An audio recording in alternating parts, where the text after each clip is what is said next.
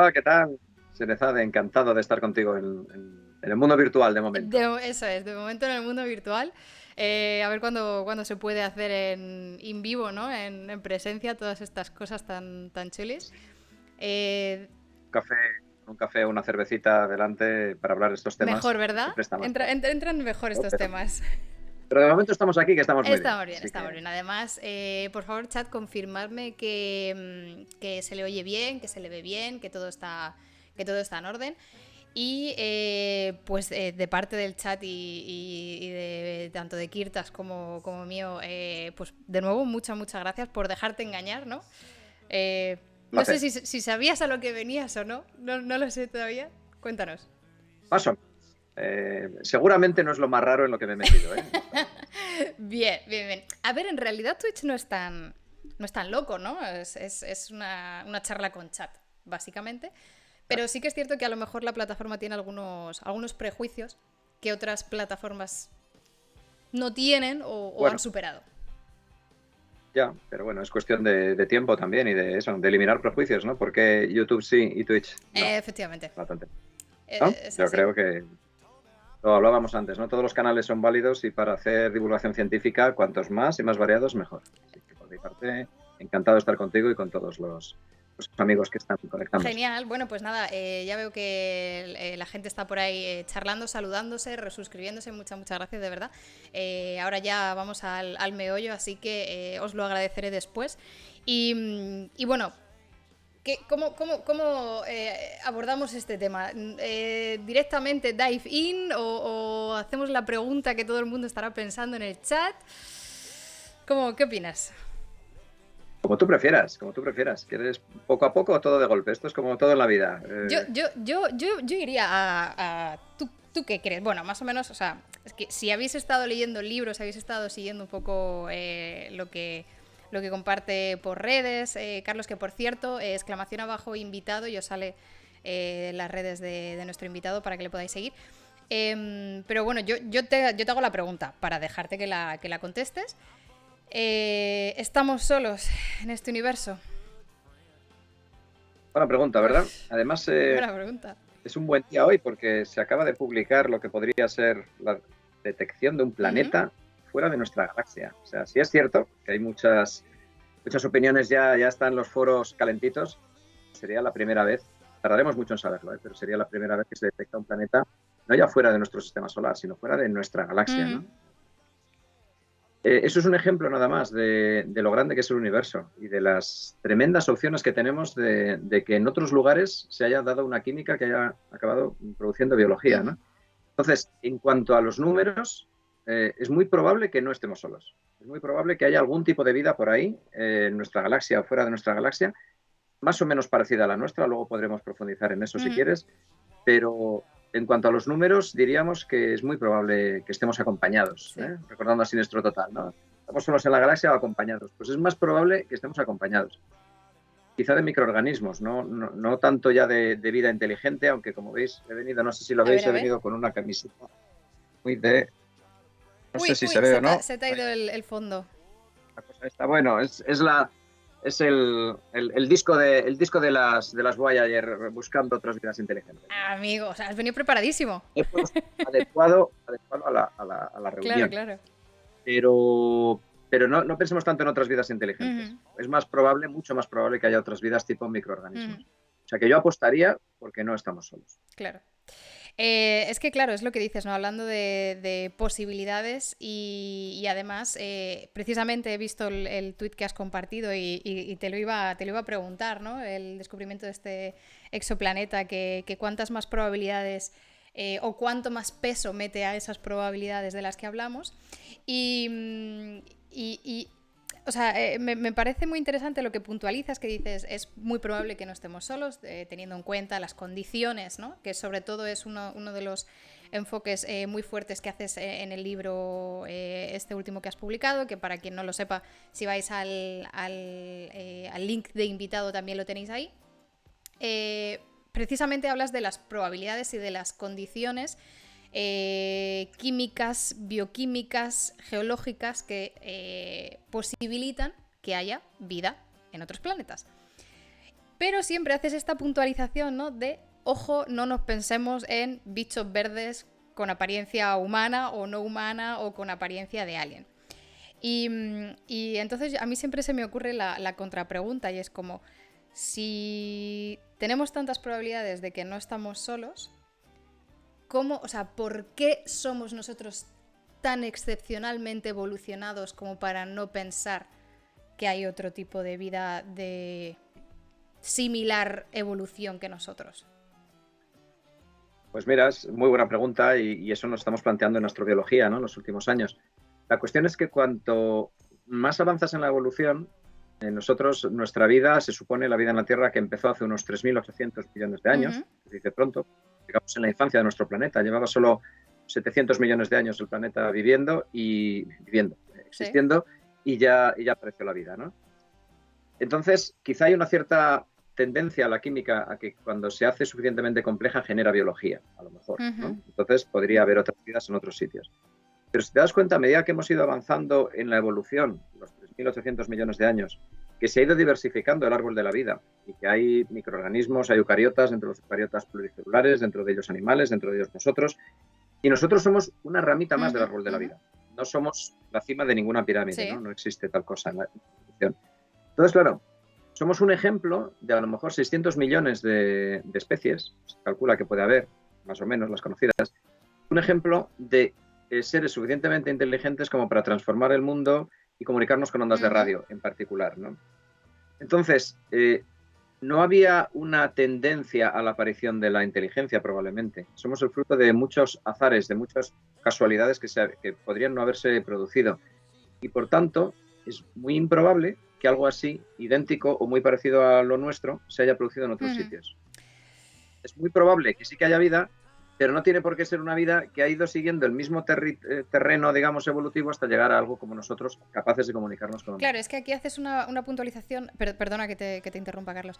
Haces Sí, la no. puntualización de la diferencia entre ser la cima o la perfección evolutiva, que no lo somos, no por la inteligencia nos posiciona en un lugar más alto, pero hace tiempo escuché una charla, no recuerdo exactamente de qué investigador, en el que decía que en realidad nuestra evolución ahora era el conocimiento, porque por ejemplo, las bacterias tienen diferentes mecanismos de propulsión, ¿no? Con flagelos y con diferentes estructuras celulares, que si tú lo comparas con un motor de una lancha, la bacteria ha perfeccionado ese mecanismo mucho más, pero en el tiempo, o sea, si comparas los tiempos, nosotros lo hemos perfeccionado en un tiempo más corto. Entonces, eso se transmite a través del conocimiento porque es un accesorio que nosotros tenemos a nuestra especie, entre comillas.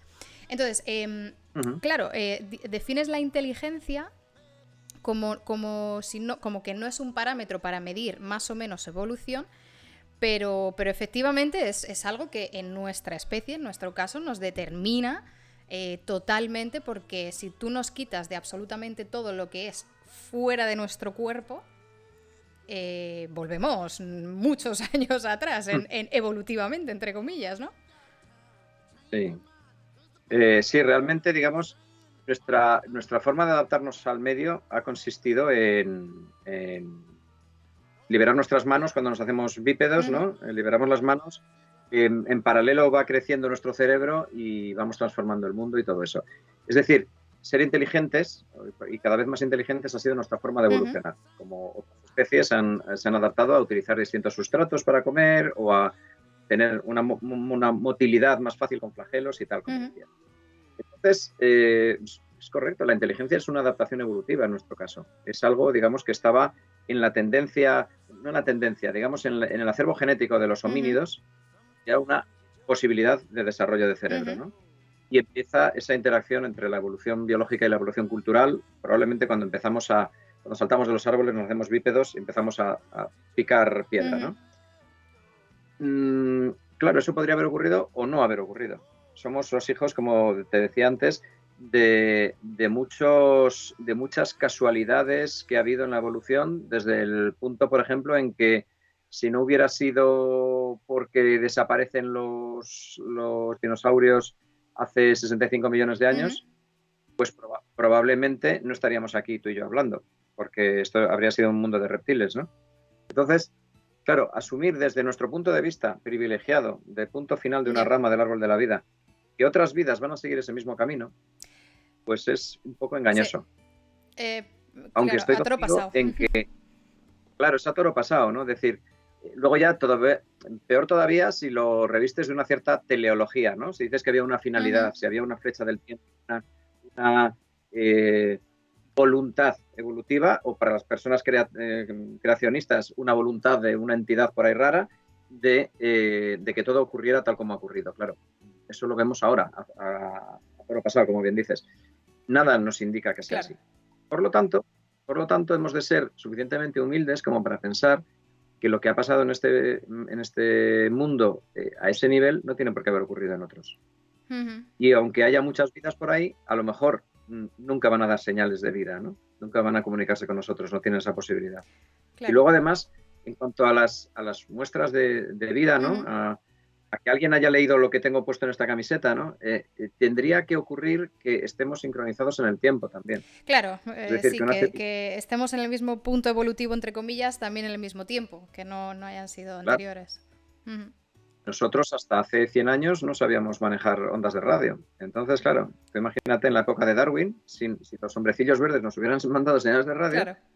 el 19 se parecía mucho al 21 en muchas cosas, Ujú. ¿no? Y desde luego nuestro cerebro era idéntico, pero no habíamos desarrollado esa tecnología para Es comunicar. que pero esos son escasos un par de cienes de años, o sea, todo este avance Es, es, tecnológico, es nada, no es nada. es un parpadeo en la historia de nuestro planeta, ¿no? Claro. Entonces, desde ese momento es cuando tenemos capacidad de recoger señales y de emitir señales. Antes no. Entonces, jolín, hay que estar muy bien sincronizado Ujú. temporalmente como para comunicarnos con otros. Y eso, claro, eso es lo que genera cierta angustia, ¿no? Porque si hay otras vidas, nos gustaría tener noticias de ellas, más allá de poder ir con nuestros rovers a Marte o donde Ajá. sea y o caracterizarlas. Pero a lo mejor nunca dan señales de vida. Es este tipo de conversaciones y de debates en los que o sea, a mí me explota la mente porque no... Yo soy bióloga, entonces estos debates mentales o con gente no ocupan la mayor parte de mi tiempo, entonces cuando los tengo verdaderamente me explota la mente. Voy a coger una pregunta del chat y otra mía, y era una pregunta en relación a lo de los dinosaurios que decía que si no estaban ya en declive cuando cayó el meteorito. Y es que la verdad es que en los últimos par de años he leído un montón de noticias contradictorias de estudios si verdaderamente estaban en declive o si estaban en auge. Justamente creo que hoy he leído un paper que acababan de descubrir que estaban en el pico de plenitud cuando cayó el meteorito. Bueno, lo dejamos eso un poco para otro, Sí. pero así de manera breve, ¿qué opinas? ¿Hubiéramos competido con los dinosaurios o estaba claro que iba para abajo? Hombre, llevaban mucho tiempo siendo exitosos los dinosaurios, cientos de millones de años, como bien sabes, ¿no? Eh, pero habían conquistado la tierra, el mar y el aire y parecían los tres ejércitos, ¿no? Había dinosaurios de tierra, mar y aire. Y los había de distintos Uh -huh. tamaños y tal. O sea, había una gran biodiversidad de dinosaurios eh, que, aunque hubieran cierto declive en algunas de las especies, quizá las más masivas, porque la biomasa que hay que consumir, como tú bien sabes, pues lógicamente es Uh limitada -huh. y, bueno, pues eso es lo que pasa. Pero las pequeñitas no tendrían por qué estar en declive en esa época, ¿no? Los pequeños Uh -huh. saurios que había por ahí. Eh, lo que ocurre es que eventos de vulcanismo, que hubo Uh mucho -huh. vulcanismo en esa época, y además la caída del del meteorito, pues hizo que los dinosaurios probablemente pues eso, desaparecieran para siempre. Y otra gran parte de la Uh biodiversidad, -huh. ¿no? Sí, sí, no solo, Biodiversidad claro, vegetal también, una biodiversidad vegetal. Uh vegetal, -huh. animal y de hongos, probablemente, que son de los que podemos tener constancia a través del análisis de los fósiles, claro. Nunca sabremos qué pasó con los microorganismos que había en esa época, Uh ¿no? -huh. Cuando se habla de crisis de biodiversidad, nos tiramos al ombligo de nuevo y solo pensamos en los pluricelulares, ¿no?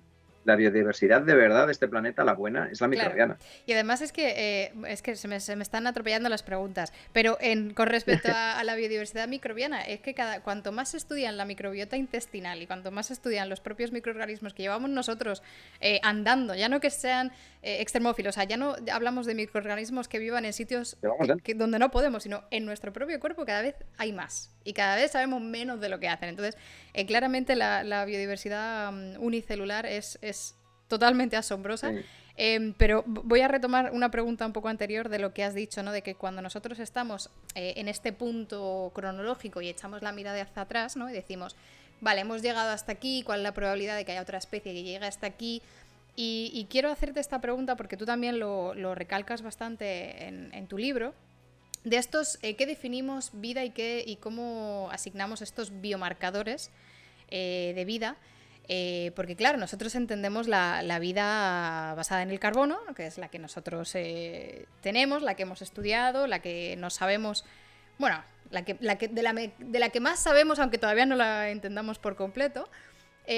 Pero claro, yo siempre, cada frase que leo con respecto al tema, siempre pienso, no estamos muy cerrados de mente.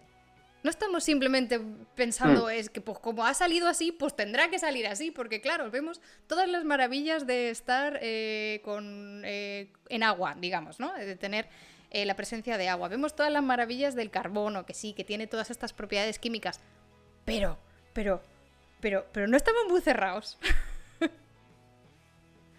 Ya, lo que pasa, eso es un tema también interesante, ¿no? Y como bióloga es lo que te ha tocado Sí. estudiar, ¿a que sí? Toda la vida.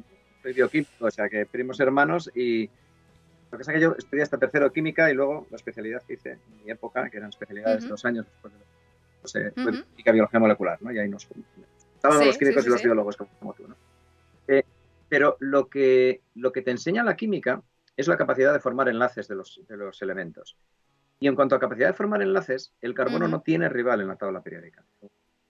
Es electronegativo, es muy pequeñito, entonces forma muy bien enlaces compartiendo elementos, compartiendo electrones, ¿no? Esa capacidad que tiene el carbono no la tiene ningún otro elemento ni de lejos. En ciencia ficción, que a mí me encanta la ciencia ficción, bueno, en el libro has visto que hablo mucho de ciencia ficción, ¿no? Me apasiona y veo toda la ciencia ficción que puedo. La última fue Dune, la semana pasada. No nos hagas spoiler, la tengo pendiente. Vale, perfecto, ¿Te gustó? me No digo más, me sirve. me gustó. Vale. Hay que ir a verla. Entonces, en ciencia ficción estamos muy acostumbrados a que haya, por ejemplo, vidas basadas en silicio. Que el silicio, cuando ves la tabla periódica, es el vecino de abajo del portal en el que vive el carbono, ¿no? Pero es un poco más grande, es un poco menos electronegativo y forma muchísimos menos enlaces. Como has visto, lo comento en algún sitio, pocas decenas de moléculas distintas basadas en silicio. Muy poquitas. Con las 2 manos y alguna más. Se acabó. La química del silicio se acaba ahí. La química del carbono, hasta ahora, conocemos 17 millones de compuestos basados en carbono. Ya. Es decir, a nivel químico, ¿sabes? No hay color. Y como sabemos que la química requiere una gran diversidad de moléculas, porque si no tienes un repertorio muy grande no puedes hacer esa química tan compleja que requieren los seres vivos, no es esperable que haya otras químicas que no estén basadas en carbono. Por una cuestión meramente química, ¿vale?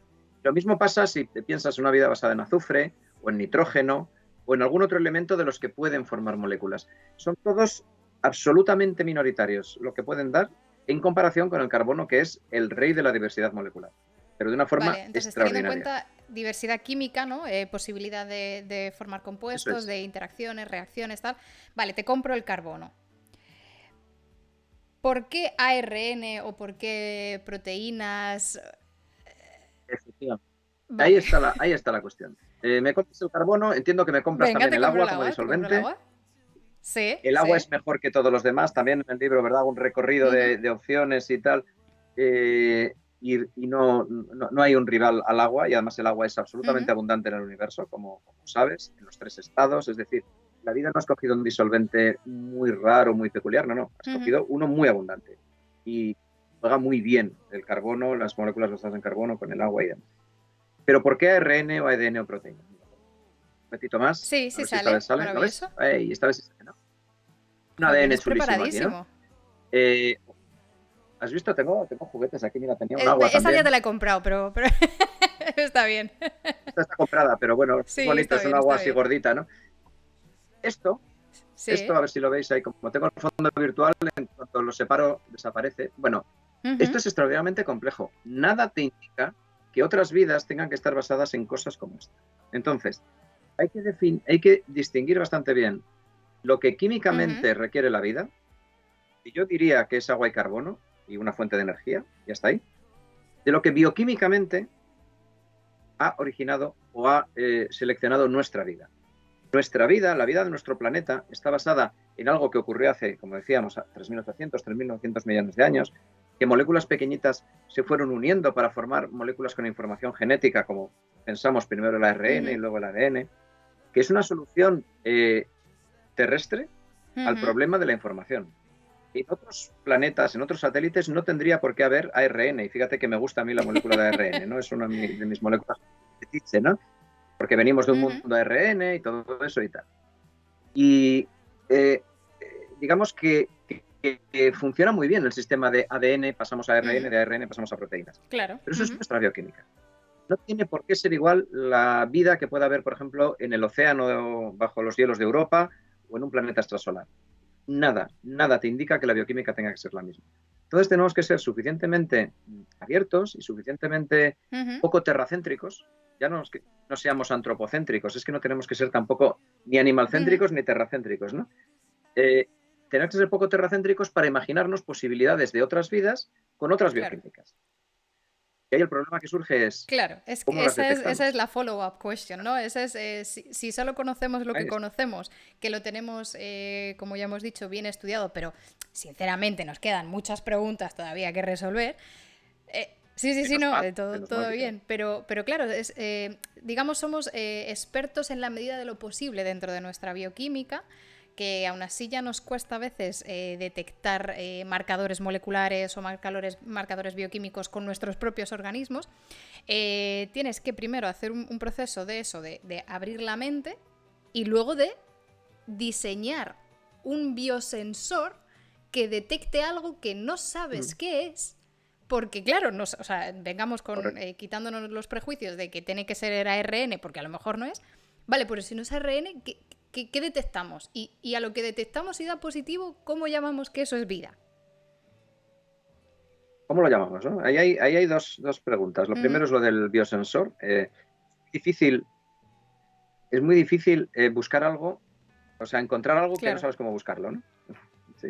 Es como el chiste, o vas a roles o vas a setas, ¿no? Pero no puedes ir por el campo sin saber qué vas buscando, ¿no? Entonces, nosotros tenemos una propuesta en el Centro de Astrobiología, un grupo de compañeros, de que podríamos intentar buscar en otros lugares polímeros, es decir, moléculas suficientemente largas, de lo que sea, que interaccionan entre sí, que se pliegan, que tienen una cierta plasticidad, que eso les puede otorgar funciones, sean de lo que sean. Es decir, basadas en carbono, como decíamos antes, pero no tienen por qué tener enlaces tan complejos como los del ADN, ni siquiera como los de las proteínas. Pues ser capaces, en función de las vibraciones moleculares de esos compuestos, y eso se puede detectar con la tecnología Raman, en unos ciertos rangos de onda, no voy a entrar en detalles, pero bueno, hay formas de poder detectar polímeros eventualmente funcionales. Entonces nosotros estamos apostando por intentar buscar potenciales bioquímicas de esa forma, ¿sabes? Detectando diversidad y complejidad molecular, esté hecha de lo que esté hecha. Pero la segunda parte de tu pregunta es ¿a qué llamamos vida y cómo sabemos si algo que hemos encontrado está vivo, ¿no? Claro, cuando repasas la historia de la filosofía, de la ciencia y tal, hay definiciones de vida, pues desde Aristóteles en nuestra cultura occidental hasta antes de ayer, ¿no? Todos los que estamos en este Twitch tendremos cada uno una definición distinta de vida, seguro. La gente lo puede poner en el chat si quieren. Sí, gente, ponedlo en el chat, vamos recopilando. Claro, ¿qué es para ti? Yo a veces en las charlas presenciales, en ocasiones he repartido al principio papelitos, eso me gusta mucho, por ejemplo, en secundaria y tal, que los chavales están muy, muy ansiosos y les dice un par de preguntillas, ¿no? Una de ellas es ¿qué es la vida? ¿Qué es la vida? Es muy difícil que nos pongamos de acuerdo, pero a nivel científico, durante los últimos años, lo que sí hemos visto es que, digamos que la vida requiere, para que un sistema químico esté vivo, requiere tres cosas. Que tenga una molécula con información genética, la que sea, pero que haya posibilidad de pasar los planos a la descendencia, que haya un metabolismo, un conjunto de reacciones de intercambio de materia y energía, y que haya algún tipo de compartimento, algo que distingue el yo del entorno. Y a partir de ahí puedo establecer ese tráfico de materia y energía. Cuando todo eso se junta, decimos que la química de ahí dentro de ese compartimento puede estar fuera del equilibrio termodinámico y puede generar otros seres vivos. Es decir, eso es vida. ¿Cómo definimos eso? Pues hay un bioquímico, a mí me gusta mucho la definición de un bioquímico, Jerry Joyce, de California, actual, que dice que vida es un sistema químico autorreplicativo evoluciona como consecuencia de su interacción. Es una definición muy sintética, químico, autorreplicativo, evoluciona, interacción con el medio. Ahí tienes más o menos las características de metabolismo, replicación y entonces, Ay, perdóname, eso es lo que Carlos, iríamos que buscando. justo me están diciendo que se ha cortado el Twitch cuando has dicho la definición de qué es un ser vivo. Si puedes repetirla otra vez, por favor. Sí. Pues mira, lo que consideramos es eso, que tiene que tener una molécula con información genética potencialmente heredable, un metabolismo para intercambiar materia y energía con el medio y un sistema que distingue el ser vivo del entorno. Y a través de ese compartimento, en nuestro caso es una membrana, ¿verdad? Pues se puede establecer ese tráfico de materia. Y poniendo todo eso sobre la mesa, una definición de vida que nos gusta mucho en astrobiología es la que acuñó Jerry Joyce, que es un bioquímico de la NASA, de California. Bueno, no es de la NASA, pero la NASA, digamos, ha tomado esa definición como definición operativa de vida, que dice que la vida, un ser vivo, es un sistema químico automantenido que evoluciona como consecuencia de su interacción con el medio. Son Químico automantenido. Es muy cortita, es una línea y media. Si te das cuenta, dice lo fundamental de los seres vivos, pero no te está diciendo de qué ingredientes moleculares eso amplía, deja la puerta abierta a las diferentes formaciones. Si yo voy a Marte o a Europa y encuentro un sistema químico autorreplicativo con esas características, podré decir, aquí hay vida. Luego vamos a analizarla, pero esto se comporta como un ser vivo. ¿Vale? Esa es la cuestión. Pues eso es lo que vamos con respecto a esto, dos preguntas. Una que salía por el chat, que claro, que decían, pero ¿y cómo puedes autorreplicarte o cómo puedes generar esta descendencia sin el código genético como lo conocemos, ¿no? Esa era una de las preguntas de sin ARN, ¿cómo pasas, cómo generas esto? Pero claro, entiendo que esa es la parte de abrir la mente, de bueno, pues es que precisamente no lo sabemos. Claro. No. Esto es tremendamente complejo, ¿eh? O sea, esto que tengo aquí, ADN o con una sola cadena sería ARN, a veces pongo el experimento mental, y creo que en el libro también lo escribí así, de preguntar a químicos orgánicos que supieran mucha química orgánica, pero nada de bioquímica, que construyeran una molécula con información genética. Imagínate que hubiera químicos orgánicos que no saben bioquímica. Eso es imposible hoy en día, ¿no? Pero seguro que no se les ocurría algo tan complejo como una desoxirribosa unida a un grupo fosfato con unos planos con nucleobases. Eso es una ingeniería, eso es un detalle de ingeniería genética de un nivel impresionante. Esto es una pasada, esto funciona muy bien. Pero, ¿qué opciones antes de esto habría incluso en nuestro planeta? Pues seguro que muchas. Podemos decir que hubo muchos orígenes de la vida, probablemente, y luego el que ha llegado hasta nosotros, somos descendientes de Luca, de esa especie ancestral que vivió hace 3.700 millones de años, donde ya estaba esto basado, ya estaba ADN, ARN, proteínas, que funcionan muy bien. Pero podrían existir otros sistemas con replicación, con capacidad de tener las dos caras de la moneda de la vida, lo del genotipo y fenotipo, ¿verdad? O sea, una información, una expresión de esa información que no tuviera nada que ver con estas moléculas tan complicadas que tenemos en nuestro planeta. Por ejemplo, de los 6 elementos fundamentales de la vida, el famoso grupo CHOMS, ¿verdad? La P de CHOMS es el fósforo. El fósforo no es demasiado abundante en el universo. Tengo por ahí, en verdad, en ese libro que tienes entre manos, una tabla de las abundancias de los elementos, y el fósforo es con diferencia el menos abundante de esos 6.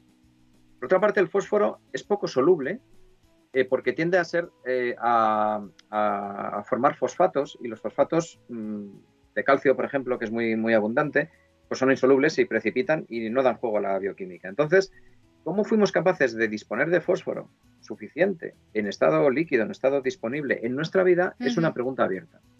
A lo mejor en otros lugares, incluso en el propio Marte, que no hay tantos carbonatos y por tanto el fósforo sería difícil que se mantuviera en disolución, es una cuestión técnica, pero pues a lo mejor no hay tanto fósforo como para que si hay una vida se haya basado en fósforo. Entonces a lo mejor hay algún sistema replicativo sin fósforo. Entonces, y esto es imposible. Esto requiere fosfato. Cada tetraedro de estos moraditos que veréis por ahí, espero que lo podáis estar ahí viendo, está. Tiene fósforo. Podría haber vidas perfectamente sin esto. Esa es la cuestión. pero no nos Claro, imaginamos es de que momento cómo. eso es Por eso hay que estar la aquí. pregunta, ¿no? La eterna pregunta a la que yo siempre vuelvo mentalmente y es, bueno, es que a lo mejor nos estamos limitando, pero bueno, creo que estás llevando muy bien los argumentos y las explicaciones para hacernos entender este tema tan complejo. Y otra pregunta que voy a coger también del chat, y es, según esa definición que has dicho de Joyce, eh, ¿es un virus un ser vivo? Ah, la gran pregunta, ¿verdad? Eso se le dedican jornadas enteras en los congresos de virología, de origen de la vida, tal.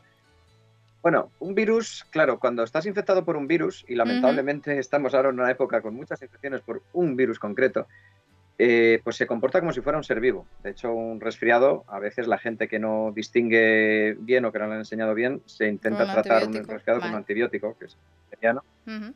y un antiviral, ¿verdad? Entonces, bueno, porque parece que es un ser vivo, se replica dentro de ti, hace copias, muta. Todos estamos ahora con si la variante Ujú. Delta 2.0, tal, que parecen anuncios de coches ya más que de variantes Sí. de SARS-CoV-2. Eh, es decir, se comporta como si fuera un ser vivo. Pero lo que le falta al Ujú. virus es el metabolismo. El metabolismo nos lo roba a las células a las que parasita. Es un parásito obligado. Entonces, claro, si teníamos esa definición de vida con compartimento, metabolismo y replicación, Ujú. le falta el metabolismo. Entonces no tiene vida autónoma. ¿Vale? El virus necesita estar infectando a células para comportarse como un ser vivo. Y por tanto, hoy en día la mayor parte de los científicos, aunque no es un Ujú. tema cerrado ni mucho menos, la mayor parte de los científicos considerarían que los virus no son seres Vale. vivos.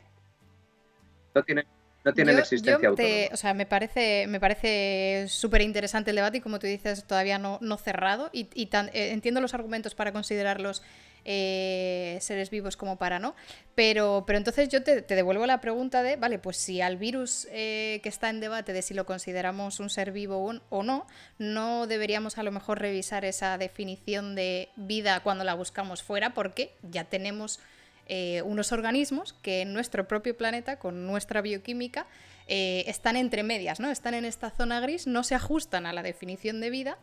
Entonces, ¿podríamos considerar algún ser vivo fuera que no cumpla alguna de esas tres, pero que en excepciones, como por ejemplo un hospedador, como en el caso de los virus, sí la Ya. cumpla? ¿Y entonces sería vida o no? Claro, date cuenta que esa definición de Joyce es un tío muy listo y Ujú. dijo autorreplicativo, ¿no? Autorreplicativo quiere decir que tienes todas las cositas tú para autorreplicarte, ¿no? Aunque, te hago un paréntesis también, ninguna especie es autorreplicativa. Es decir, tú y yo necesitamos, por Sí. ejemplo, a esas Ujú. bacterias que forman parte de nuestro microbioma. O sea, que cuidado con la Sí, no somos muy autorreplicabilidad, estrictos. que somos parte de un ecosistema, somos cada uno de nosotros, Ujú. somos un ecosistema y no somos los mayoritarios en nuestro ecosistema, como sabes, porque hay Ujú. más bacterias que células humanas o por ahí, en un cuerpo como el tuyo, como el mío. Eh, pero, pero la autorreplicación como, digamos, como prerequisito para la vida, salvando las cuestiones psicológicas, es decir, tener tú la maquinaria suficiente para hacer Ujú. copias de ti mismo, eso sí que diferencia claramente las células de los virus. Si fuéramos a Marte y encontráramos virus, ¿eso qué querría decir? Que hay alguna célula a la que están Ujú. parasitando, seguramente. Porque serían entidades autorreplicativas, pero que, por ejemplo, un virus RNA hace copias de RNA. Pero ¿cómo le llegan los ribonucleótidos, los monómeros para hacer esa copia de RNA? Ujú. Porque se lo ha fabricado la célula. Ah, qué cachondo, claro. Él solo no puede hacerlo. Entonces, eh, encontrar, vamos a decir, entidades replicativas, ¿no? Es una forma de llamar a los Sí. virus sin mojarse, si se les llama. Entidad Entidades replicativa. replicativas en algún lugar que además pueden estar traficando con genes digamos, tuneando la evolución, como han hecho en nuestro planeta. O sea, el árbol de la vida es como es gracias a los virus, en cierta medida, porque han estado haciendo mucha transferencia génica horizontal Ujú. entre ramas y tal. Eso puede ocurrir en cualquier otro sitio. De hecho, hay resultados teóricos que dicen que cuando tienes un sistema autorreplicativo de tipo celular, necesariamente surgen parásitos genéticos como digamos, una solución necesaria del sistema, porque hay muchos elementos móviles que están copiándose y demás, y acaban generándose virus. Entonces, igual en todos los sitios en los que haya habido células, hay también virus, Ujú. o Ujú. virus-like. Entonces, sería interesante encontrar un virus en Marte, porque sería la smoking gun, que dicen los La ingleses, ¿no? prueba. Sería Ujú. una muestra de que hay una prueba de que tiene que haber una vida replicativa, porque al menos hay unas copias, unos fragmentitos potencialmente parasitando esa otra. Súper interesante. Es que el tema de los virus es algo que hemos hablado varias veces en nuestro canal y siempre sale el debate, ¿no? Es la típica pregunta que todo el mundo entra al debate y te da para charlar horas. Pero en parte creo que es que somos esclavos de nuestras propias definiciones, ¿no? Que es precisamente lo que estamos hablando, de ¿a qué llamamos esto? Si es autorreplicativo, bueno, pero es que entonces ahí los virus no, bueno, pero si tiene metabolismo, bueno, pero es que nosotros, como tú dices, autorreplicativos entre comillas, dependemos de muchos otros organismos, entonces a veces creo que somos esclavos de nuestro propio lenguaje. Sí. Sí, de hecho, entre el blanco y el negro, entre lo vivo y lo no vivo, hay una escala de grises muy compleja. Y luego nos podemos ir a casos todavía más simples, como los viroides. ¿Te acuerdas de los viroides de la carrera, verdad? Que son parásitos de plantas y que son solo moléculas de RNA cerradas, en la que el genotipo y el fenotipo ahí sí que es la misma molécula y que resulta que se replican en plantas. Y producen enfermedades y producen, bueno, mucho trastorno económico en las plantaciones, ¿no? De patata, de cítricos, tal.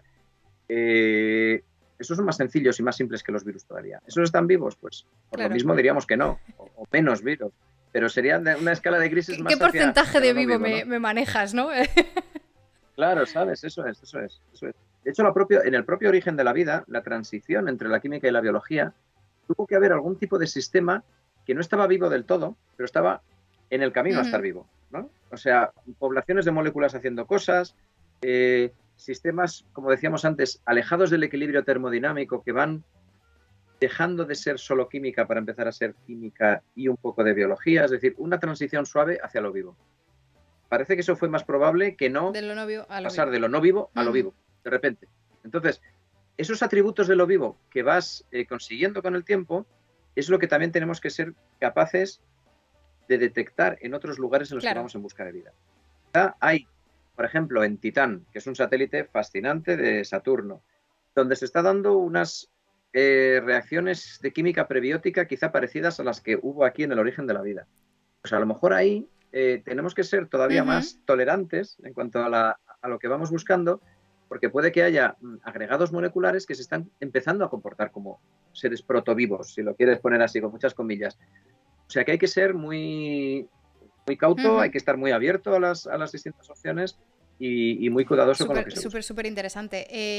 Voy a pedirle a Kirtas, nuestro moderador, que vaya haciendo una encuesta, porque esto sí que lo podemos hacer, encuestas, y yo te voy a proponer que, Kirtas, que pongas en el... Sí, por eso, ves poniendo la encuesta mientras voy cogiendo las preguntas del Discord, alguna pregunta del Discord, y yo quiero preguntar que la gente diga si los virus están vivos, sí o no, para hacernos una idea del porcentaje de cómo de estrictos somos con la definición en este canal.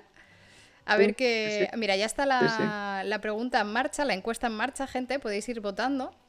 Y ahora revisamos las respuestas y mientras tanto te voy a coger una pregunta. Tengo una pregunta de un fan de póster tuyo que desafortunadamente está en el laboratorio pues, haciendo la ciencia, entonces no puede estar... Bueno, es que la ciencia nos hace, pero nos ha dejado su pregunta. Ojo, porque es de tela, ¿eh? Esta persona en concreto es Miguel Ángel y está haciendo el doctorado en Ingeniería Química. O sea, que se viene pregunta. Sí, súper serio. Pero, sí, señor. O sea, tengo que leerla 3 veces casi, porque dice... se sabe que la vida tiene preferencia por uno de los enantiómeros. Aunque por lo que tengo entendido no está muy claro por qué se eligió este enantiómero en cada caso. Por otro lado, en el libro, o libros en realidad, que tienes, cuentas que la montmorillonita pudo tener un papel fundamental en el desarrollo de moléculas fundamentales para la vida. Hay papers que hablan de zeolitas que tienen canales quirales.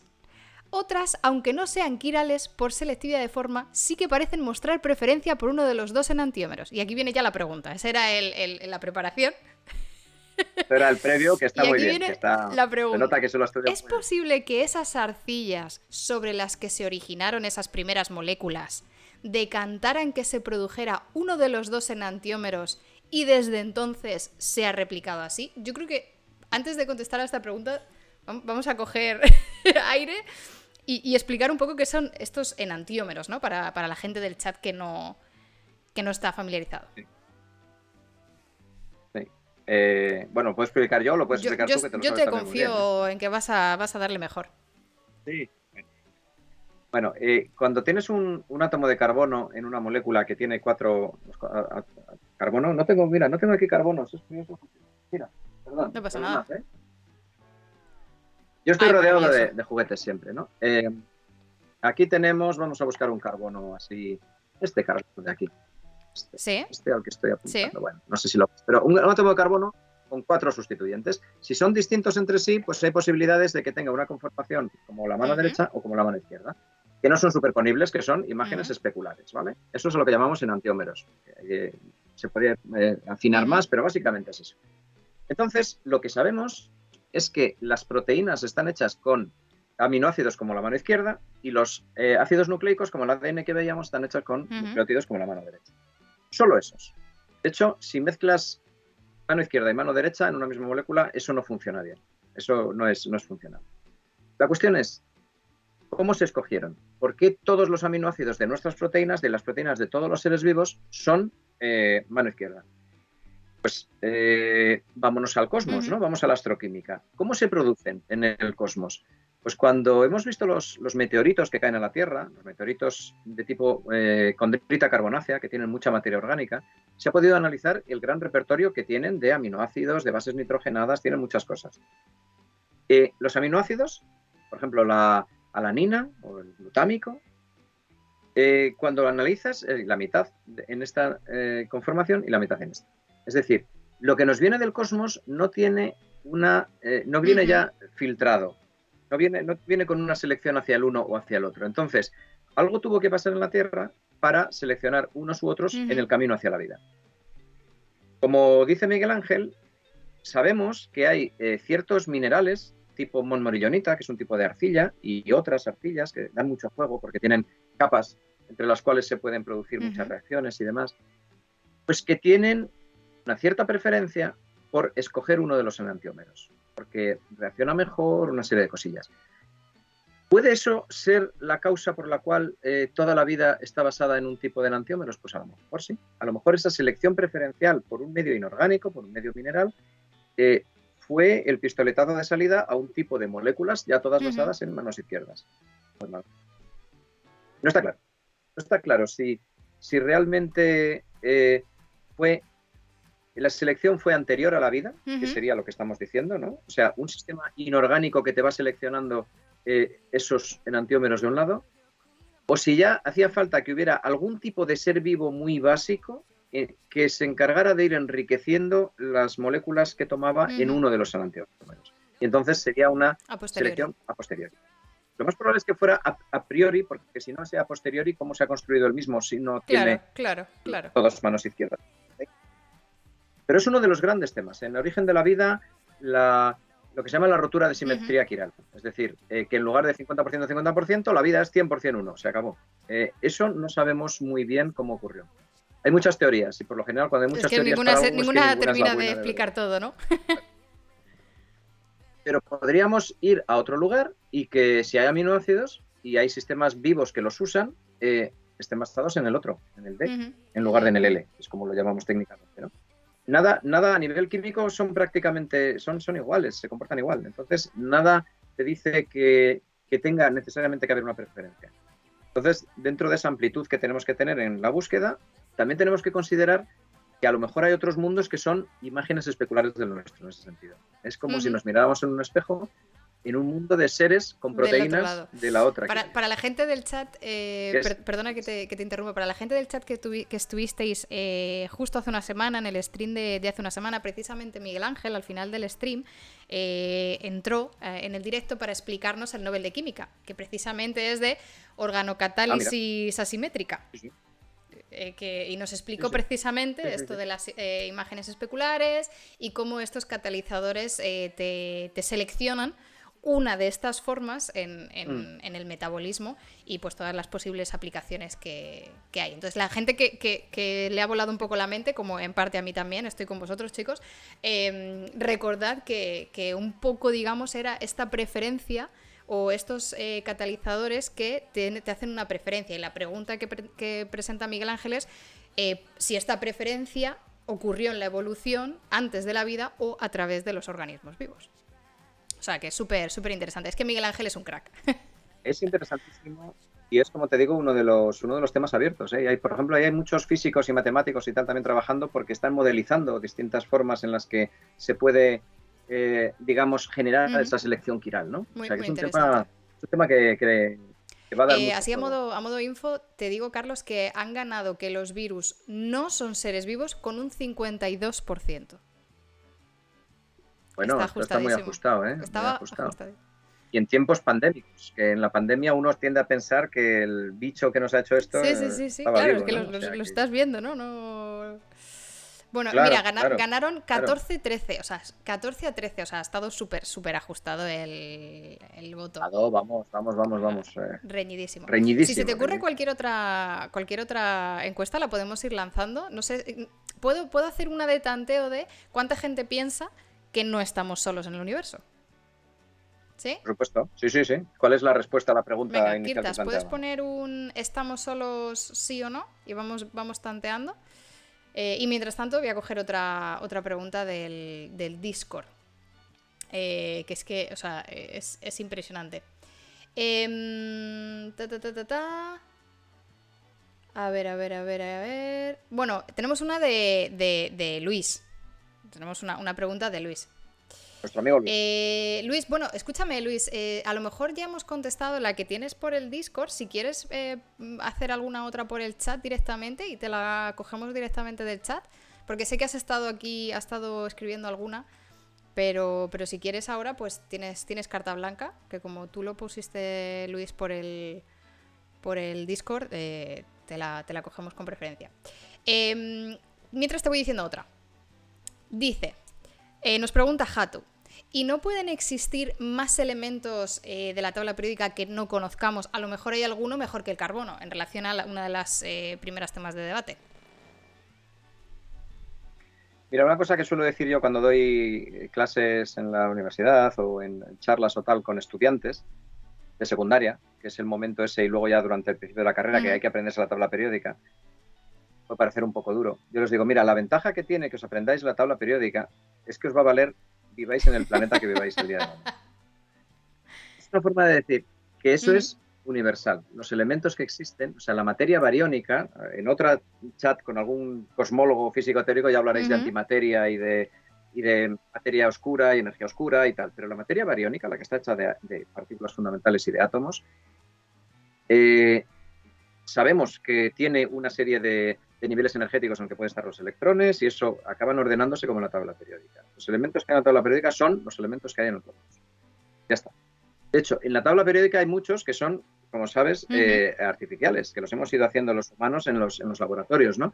Ahora mismo hay 118, hasta el Oganesson, y bueno, pues los últimos 30 o por ahí son. Entonces, no es posible, porque la materia lo impide, tal como están organizados los protones, los neutrones, los electrones, tal, que haya algo, digamos, intermedio entre el carbono y el silicio, por decirlo de alguna forma, ¿no? No, porque es que no hay hueco para los electrones en esas. Entonces, los elementos son los que son. Y la química, insisto, con la materia bariónica y en los lugares normales del universo, en planetas, satélites, lugares donde pueda haber vida, va a ser la misma. Y se va a comportar de la misma forma. Y las leyes de la mecánica cuántica te dicen que el carbono siempre va a reaccionar igual. Entonces, eso sí que nos da un certificado digamos, de validez química, ¿no? La tabla periódica sí. Ahora ya, los mapas bioquímicos que tú y yo hemos estudiado, Serezade, en profundidad, ¿verdad? En nuestras carreras, esos pueden variar de planeta a planeta. Vale, compramos la tabla Eso periódica. hay que adaptarlo a los planes de estudios. El plan de estudio de cada planeta tiene una bioquímica distinta. Pero la química, vale, la tabla periódica Hato, si estás por el chat, tenemos que comprarle la tabla periódica, ¿eh? Esa la tenemos que comprar. Ya me vais comprando carbono, agua, tabla periódica. No va mal la tarde. Vale, Luis ha preguntado, Lugonlo para nuestra gente. Bueno, nos hace dos peticiones y además una de ellas también es de cosecha mía de pregunta. Una es que nos cuentes, por favor, que somos fruto de un empacho. Explicado. Y la otra, que a mí que es otra de las cosas que también no lo no lo asimilé con esas palabras durante la carrera y mira que, o sea, que soy bióloga, pero no lo asimilé tal cual como que la vida y la muerte no siempre llevan de la mano. Y es que eso sí que es una de las cosas que me explotó la mente cuando leía tu libro. Cuando lo leíste, Y sí. entonces yo te pediría que empieces por lo de la vida y la muerte y que a lo mejor eso te lleva Vale. a lo del empacho. A lo del empacho. Mm. Pues mira, son temas de estos que cuando lo piensas efectivamente te, puf, ¿no? Te explota la mente. La vida se origina en nuestro planeta hace unos, como decíamos, 3.800 millones de años. Una vez que ya la química ha originado la biología, pues tienes algo parecido a las bacterias actuales, probablemente más sencillas, pero con forma bacteriana. Entonces, una bacteria cuando tiene suficientes nutrientes y demás, duplica su información genética y se divide en dos. En el momento que se divide en dos, no hay una Ujú. madre y una hija. Las dos son hijas recién nacidas. Eso es una cosa alucinante, ¿no? Que está muy fuera de nuestra dinámica, de nuestro día a día, de nuestro entorno, ¿no? Las bacterias son recién nacidas. Y de esas dos, luego surgen Ujú. 4 recién nacidas. Y 8 y 16, progresión geométrica de recién nacidas. No hay nada en su biología que les lleve a Ujú. tener que morirse. Si hay nutrientes suficientes en el medio, si no tiene la mala suerte que le cae un meteorito en el charquito en el que estaban, un depredador, tal, en su propia biología está el reproducirse. Y ya, no hay muerte. No hay una muerte programada. La muerte programada surge cuando 2.000 millones de años después, algunos seres vivos que ya son eucariotas, luego entre medias será Ujú. la El segunda parte de empacho. la pregunta, el empacho, digamos que ahí hay un paréntesis empacho y luego pasamos por encima de momento, algunos que ya son eucariotas empiezan a ser eucariotas pluricelulares y a tener reproducción sexual. Es una estrategia que ha sido muy exitosa para todos nosotros, que te permite jugar mucho con la información genética, que haya mucha recombinación, que haya mucha novedad evolutiva. Pero claro, el precio que has de pagar por ser eucariota y reproducirte sexualmente es que hay un linaje de tus células, que son las células reproductivas, que son las que van a pasar a la siguiente generación. O si no tienes hijos, no pasa nada. Directamente esas estaban dispuestas y no las has usado. Pero todo lo demás, lo que les rodea, el soma, todo lo que somos, excepto nuestros gametos, tenemos fecha de caducidad. Somos portadores de eso Somos también. totalmente accesorios. Y entonces, y ahí sí que está escrito en nuestra biología que nos vamos a morir. Entonces, el origen de la muerte surge ahí, no surge en el origen de la vida. Surge 2.000 millones de años Es que después a mí del eso origen de la vida. me flipa. O sea, gente del chat, por favor. Eh, O sea, no me digáis que vosotros siempre habéis separado la vida y la muerte como cosas totalmente independientes, porque, o sea, porque no, porque todos pensamos en la vida y la muerte. Lo siento muchísimo, y si me decís que sí, no os creo, porque no me lo creo. Pero claro, efectivamente, ¿no? Cuando hablamos de organismos unicelulares que por mitosis pues van tan panchos por la vida, y luego llegamos nosotros que viene, o sea, que viene con unas ventajas, ¿no? La reproducción sexual conlleva una serie de ventajas, claro, como dice a Periodic, ¿por qué es necesaria la muerte para la reproducción sexual? No es que sea necesaria, es que es el mecanismo al que hemos llegado, ¿no? Con las ventajas que tiene la reproducción sexual, viene la gran desventaja que es la muerte, gente. O sea, lo siento, pero a mí eso me explota la cabeza. Eso es, cuando lo cuento en charlas y tal, se suele hacer un silencio en ese momento, ¿sabes? Notas que el auditorio está pensando y diciendo, "Santo, o sea, realmente es así. O sea, el precio que pagas por ser mayor que una célula es morirte. Es así, es así. Además, Tiene su cuando precio. tú das esta charla Ahí. y lo cuentas esto, tú lo saboreas este momento, ¿no? En plan de ahí, pensadlo. Ese momento, mira, hace poco, en una de las charlas que di, esa fue en Valladolid hace un mes más o menos, en un contexto de una charla de ciencia y arte y no sé qué, pero hay un momento en que hablo de eso. Hice una pausa de estas dramática, como pues, las Ujú. gentes de teatro, ¿no? Notas el auditorio absolutamente en silencio, pero casi que oyes crujir las neuronas de todo el mundo porque están pensando eso a lo mejor, en Ujú. muchos casos, por primera vez, ¿no? Porque es así, pero no nos lo han enseñado así Ujú. No, habitualmente, no, ni claro. siquiera en la carrera, ¿no? Y yo lo he ido leyendo de todos los gigantes sobre los cuales voy caminando, ¿no? Pues me lo han enseñado y yo lo transmito. Realmente es espectacular. Entonces, me gusta hacer ahí una pausa dramática y la gente se queda con eso. Y a veces lo pongo Ujú. en Twitter de vez en cuando, vuelvo a poner esta idea. Y no sé cuántos cientos o miles de retweets y tal, porque la gente se sigue sorprendiendo, porque es que nos han enseñado que la vida y la muerte son dos caras de la misma moneda. No, la pluricelularidad y la Ahí muerte está, son ahí dos está. caras. Eso es lo que... Es un apunte muy importante. Si además, o sea, estoy leyendo el chat y la gente, claro, está dándole vueltas en plan de la muerte es el precio del sexo y yo estoy pagando sin recibir beneficios. O sea, la gente ya se está... Ya, claro. La parte ya, si nos ponemos estupendos, es eso, ¿no? Que el sexo mola mucho, pero a Claro, cambio es te como, mueres, ¿no? hostia, me lo pienso. Afortunadamente nosotros hemos separado el También, sexo de la reproducción, eso es ¿no? otro Solemos detalle. tener alguna relación sexual más que aquellas encaminadas a la reproducción, afortunadamente, ¿no? Entonces, bueno, pues es la reproducción sexual la que está relacionada con Nada, el nada, sexo. El sexo claro, es un aquí invento ya estupendo. lanzamos la pregunta y ya se pone a divagar la gente. Claro, Claro, venimos claro. No, arriba enseguida. pero me encanta porque es algo que yo también, es una de las cosas que yo tengo subrayadas en el Kindle, de Sí. cómo puede ser, porque es lo que tú dices, ¿no? La gente no se plantea esto y no tiene por qué plantearse esto, pero yo creo que yo como bióloga tendría que haberme enfrentado a ¿A que sí? este debate, o bueno, no debate, sino a este hecho, digamos. No nos lo enseñan, o sea, hay muchas cosas que se dan por sabidas, pues como no nos enseñan que puede Ujú, haber otras bioquímicas, nos aprendemos la bioquímica, ¿verdad? Y nos aprendemos esos mapas ujú. metabólicos tan maravillosos, ¿no? Que cuando estás en cuarto carrera te quieres morir, pero bueno, te lo aprendes y ya está. Pero nadie te dice, oye, que esto no tiene por Sí, qué sí. ser así. Es un resultado de una vida, que es la nuestra, ¿no?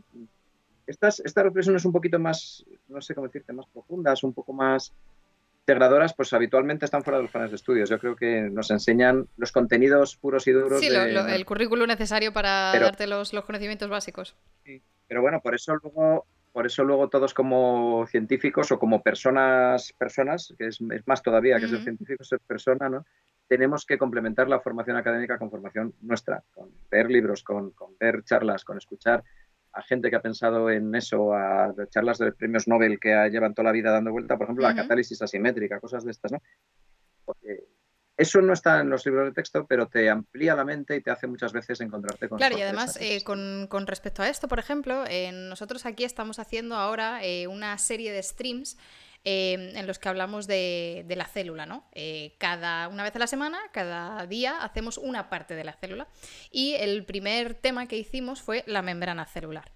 Y entonces, Muy bien. o sea, esto es pues igual, ¿no? Igual que estas charlas, de forma totalmente informal, yo cojo un poco de literatura, cojo unas pocos de fotos y charlamos, sin entrar en detalles de receptores y de nombres, pero charlamos de qué supone la membrana para la célula. Y una de las reflexiones que yo creo que también le impactó bastante al chat, y a mí también, porque son reflexiones que normalmente durante la carrera no tienes el tiempo para tenerlas, es precisamente una de los pilares de que es un ser vivo, ¿no? Que define a un organismo, delimita y le da un espacio donde Sí. puede realizar sus acciones metabólicas, obviamente interaccionando con el medio, pero separándose del medio.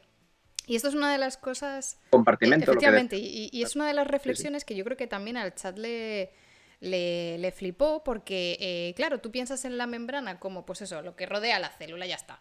Y no, y es mucho más compleja, tiene muchas más funciones y le da una entidad Sí, sí, sí. que a mí me parece Sí. súper relevante. Que, que no te, que no te enseñan en Efectivamente, clase, ¿verdad? Porque en clase nos enseñan la bicapa lipídica, las sí. proteínas transmembrana, y que si el colesterol aumenta la movilidad de los fosfolípidos, bla, bla, bla. Es más la Ujú. composición que la esencia de cuál es el papel fundamental de una membrana, que es lo que estás diciendo, es alimentar un ser vivo y permitir que dentro haya una química un poco distinta a la de fuera. La de dentro está fuera del equilibrio y eso hace que te reproduzca. O sea, eso es Sí, maravilloso de la membrana. Ya luego el detalle claro. es de qué Ujú. está hecha. Y ahí ya podemos profundizar en que los famosos receptores transmembrana, ¿verdad? Las 7 hélices, todo lo que nos aprendemos en la carrera. Pero Claro, eso es un eso es detalle. para los que estudian eso Muchas en veces, detalle, los que investigan el mecanismo de señalización celular, y efectivamente nosotros aquí en el stream no entramos ahí. pero muchas veces, eso es, pero muchas veces en la carrera te enseñan más los detalles y yo por lo que voy viendo los planes de estudio nuevos no han cambiado mucho en ese sentido, más los detalles que la esencia global, ¿no? La Ujú. trascendencia de tener membrana, por ejemplo. Por ejemplo, compararlo con otros sistemas de compartimentación que se nos podrían ocurrir sin membrana, ¿no? Bueno, luego ya nos metemos en detalles si quieres, pero tener esa visión global Por eso a veces, pues no sé, los buenos profesores complementan el temario del libro de texto, pues eso, con una charla de un tío que te está hablando de química fuera del equilibrio y dices, señores, eso pasa porque Claro. está dentro de la mente. Y ahora ya, Sí, eso es sí, la... no, es súper interesante y precisamente estas reflexiones y estos debates, digamos, mentales que nos planteamos nosotros aquí en Twitch es algo que yo como bióloga no he hecho durante la carrera o he hecho de manera mucho más limitada también por mis conocimientos y por mi formación de aquel entonces y por el tiempo y las herramientas que había comparado a ahora, ¿no? Ahora tenemos un foro de posibilidades, no solo aquí en Twitch, sino en todas las redes, de debatir, coger ideas, No, impresionante. todos. Eso es, y ahora digamos que tanto los profesores como los alumnos, yo creo que deben hacerlo. Hay que ampliar, o sea, ya no es solo el tipo que te da los papeles que te tienes que Ujú. estudiar, el PDF de turno o los libros. No, no, escucha a los que saben o muévete o busca interpretaciones alternativas, ¿no? Que muchas veces, siempre, claro, poniendo la línea clara en lo que es Ujú, científico y lo que no, sí. porque luego se abre el mundo, luego si quieres hablamos pseudo cosas, pero dentro de las explicaciones científicas, pues y muchas veces las grandes sorpresas y la rotura así mental, lo que estamos diciendo, te surge cuando escuchas algo que no está en los libros de texto, algo que no es Ujú. lo académico, lo Que te hace un poco hay pensar. muchas más cosas. Creo que, para recapitular, creo que la encuesta salió. Ah, Sí, simplemente sí, que creo que la encuesta ganó que no estamos solos. Te lo digo. Y vale, me bien, recuerda, te va bien, te va bien. Luis, lo del empacho. Lo del empacho, me dice. Sí, sí, el empacho, es que es lo que te iba a decir ahora, es lo que te iba a Sí. decir ahora, que nos faltaba la segunda parte de la pregunta de nuestro querido amigo Luis. Eh, Claro, ¿cómo se forma una célula eucariota? Pues inicialmente, vamos otra vez al pasado, ¿no? Hace 3.800 millones de años, Luca, el ancestro común de todos los seres vivos, sería una especie de célula bacteriana, más sencillita, de estas que, como decíamos, 1, 2, 4, 16. Eso va funcionando muy bien, las bacterias van adquiriendo distintos tipos de metabolismo, se adaptan a distintos entornos, algunos son hemófilos, otros son mesófilos como nosotros, distintos rangos de variables físico-químicas, todo muy bien. Pero hay un momento en el que, bueno, digamos, previamente se habían separado dos trayectorias evolutivas, bacterias y arqueas, que son microorganismos, pero un poco distintos Ujú, precisamente en la membrana, entre otras cosas, y bueno, pues van adquiriendo sus metabolismos. Pero hay un momento, esto es, digamos, hay distintas explicaciones, pero una de las posibles es que una bacteria se encuentra con una arquea y la bacteria tendería a comérsela, a emitir unos ujú, pseudópodos, ¿no? Interiorizarla y digerirla y utilizarla para sí misma. Pero ¿qué ocurrió, al menos en una ocasión, y ujú, con varios matices, que esa bacteria internalizó la arquea, pero no se la comió. ujú, Tuvo un corte de digestión, una indigestión, y la dejó dentro. Y esa arquea comenzó a funcionar evolutivamente, o sea, eso fue estable evolutivamente, se fue replicando, reproduciendo con copias de la arquea dentro, y entonces con el tiempo esa arquea acabó convirtiéndose en el núcleo del conjunto que acabaría convirtiéndose en un eucariota. Entonces, el material genético que tenía la bacteria dentro en su nucleocitoplasma se va degradando y se va quedando solo el núcleo como información ujú, genética de la futuro consorcio. Eh, Consorcio basado en un corte de digestión, ¿no? Entonces, esa arquea acaba siendo el núcleo de los eucariotas. Y por eso, cuando comparamos en los árboles filogenéticos bacterias, arqueas y eucariotas y arqueas quedan juntos. Porque los genes nucleares, que son los que solemos comparar, se parecen mucho más a aquellos de los que venimos, que somos arqueas. Claro, cuando ya tienes esa organización básica de una bacteria que se ha indigestado con una arquea y la arquea se ha convertido en su núcleo, hay otra indigestión más. Ese sistema en conjunto toma una ujú, proteobacteria, otro tipo de bacteria, capaz de hacer respiración, un metabolismo que se llama respiración, y acaba convirtiéndolo en ujú. una mitocondria, porque tampoco la digiere, se queda dentro. Entonces, en lugar de incorporar ese sistema a un nuevo metabolismo, se come sin digerir, se indigesta de nuevo alguien que ya tenía ese metabolismo. Y luego otra indigestión más en el De caso las de plantas. las, Ujú. de las plantas, de los eucariotas fotosintéticos. Toman una cianobacteria, la incorporan y se convierte en cloroplasto. Es decir, somos los eucariotas el fruto de una serie sucesiva de Es indigestiones, maravilloso. de procesos en los cuales hemos interiorizado otros seres vivos y no los hemos digerido, los hemos acostumbrado a trabajar para nosotros. bajo el control del núcleo.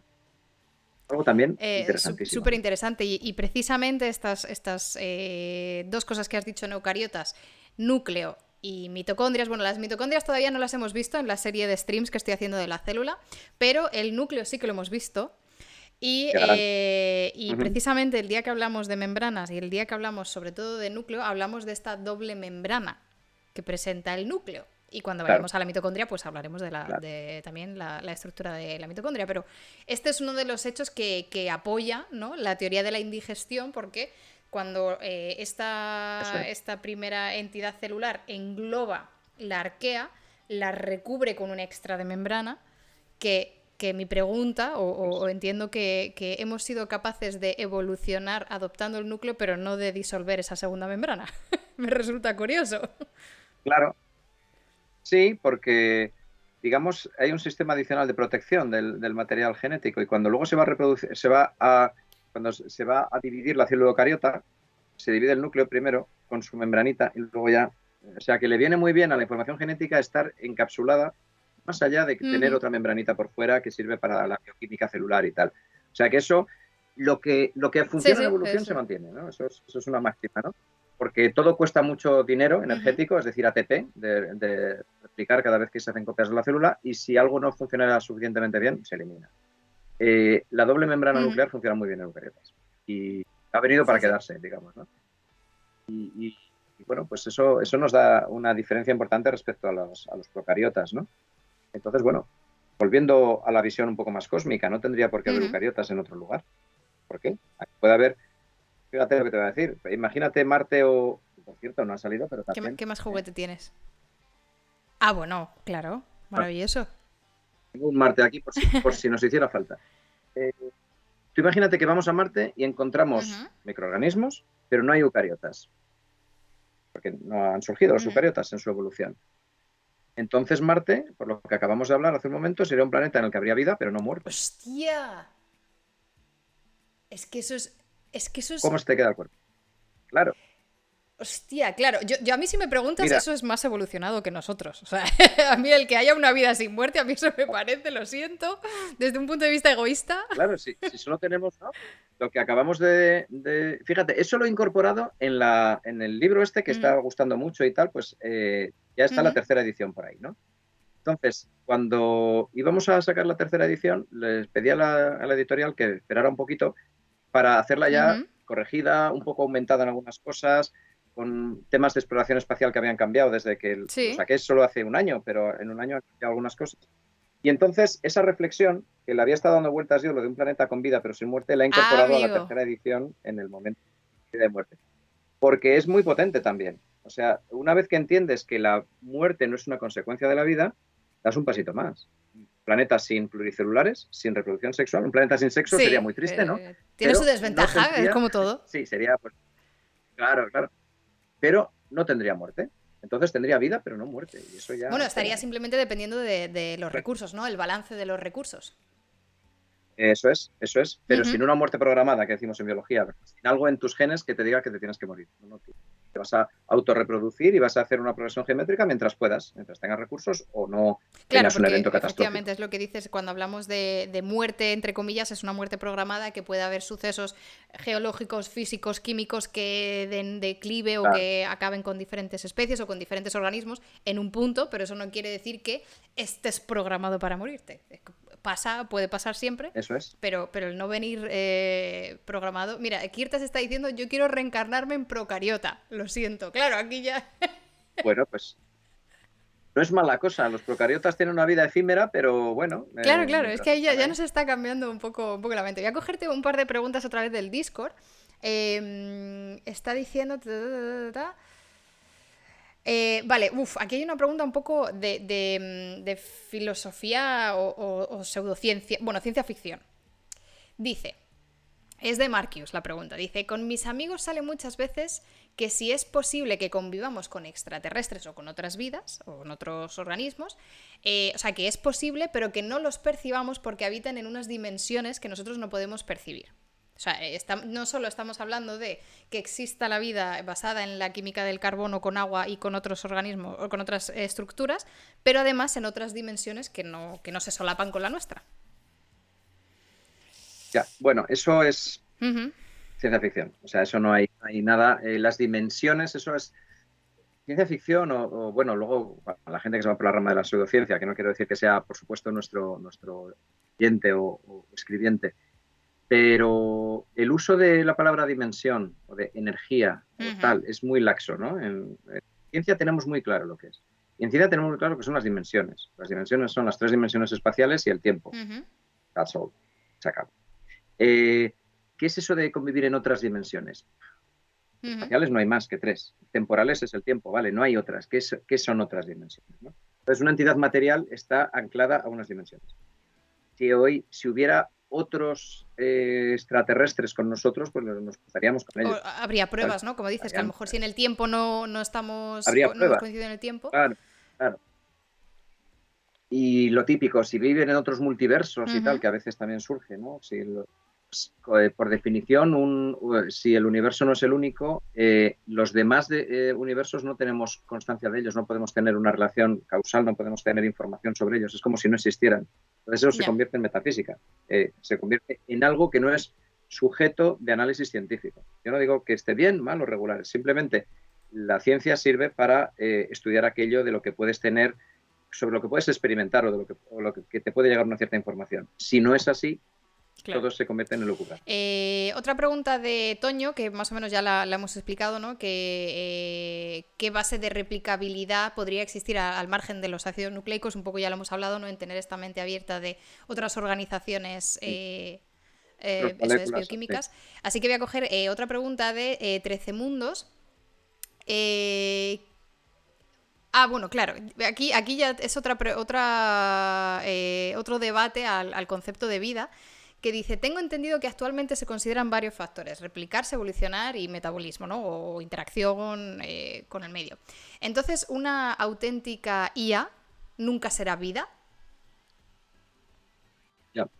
Claro, una IA, que es una Ujú. vida artificial in silico, decimos, ¿no? No tiene moléculas biológicas detrás, pues puede tener características que la asimilan a la vida. Es decir, puede ser un programa informático en el Ujú. fondo, como la IA, que no deja de ser un programa informático, que puedes tener tu hardware si quieres, pero si no, simplemente software. Eh, Tienes una información que se puede replicar, puede acumular mutaciones. Un virus informático, los buenos virus son los que mutan y nos fastidian al ordenador porque se saltan los antivirus, se saltan los Ujú. antivirales o las vacunas, ¿no? Eh, Compiten por recursos entre sí, que son la CPU de tu sistema y la memoria, evidentemente. Entonces parece que se comportan en ese sentido como seres vivos, pero no tienen un sustrato químico Ujú. detrás. Es decir, es solo información autorreplicante, ¿no? Que es muy interesante, pero por eso, si te das cuenta, volvemos a la definición de Joyce. ¿Qué dice el bueno de Joyce? Ujú. Sistema químico autorreplicativo. Ese químico elimina, digamos, de la definición de vida, por una cuestión práctica, porque cuando vamos en busca de vida o cuando nos preguntamos cómo empezó la vida, estamos hablando de sistemas químicos. Digamos, no tiene en cuenta las IAs y las vidas sin sílico, las vidas basadas en programas informáticos. Es muy interesante, es un tema de investigación que lleva ya mucho tiempo y desde Ávida y de todos estos programas que se autorreplican, pues se está aprendiendo mucho sobre, por ejemplo, la propia dinámica evolutiva a base de vidas in silico, ¿no? Porque, bueno, tienen una cierta posibilidad de ser utilizadas para ver cómo evolucionan los sistemas con información. Pero eso está lejos de poder englobarse en los sistemas químicos evolutivos que nos rodean. Es decir, por ejemplo, cuando vas en busca de vida a otros lugares, en principio, a no ser que en esos otros lugares hubiera Ujú. una inteligencia, claro, pues no habría programas Claro. informáticos. Es muy, muy Eso interesante es el un tipo debate. de...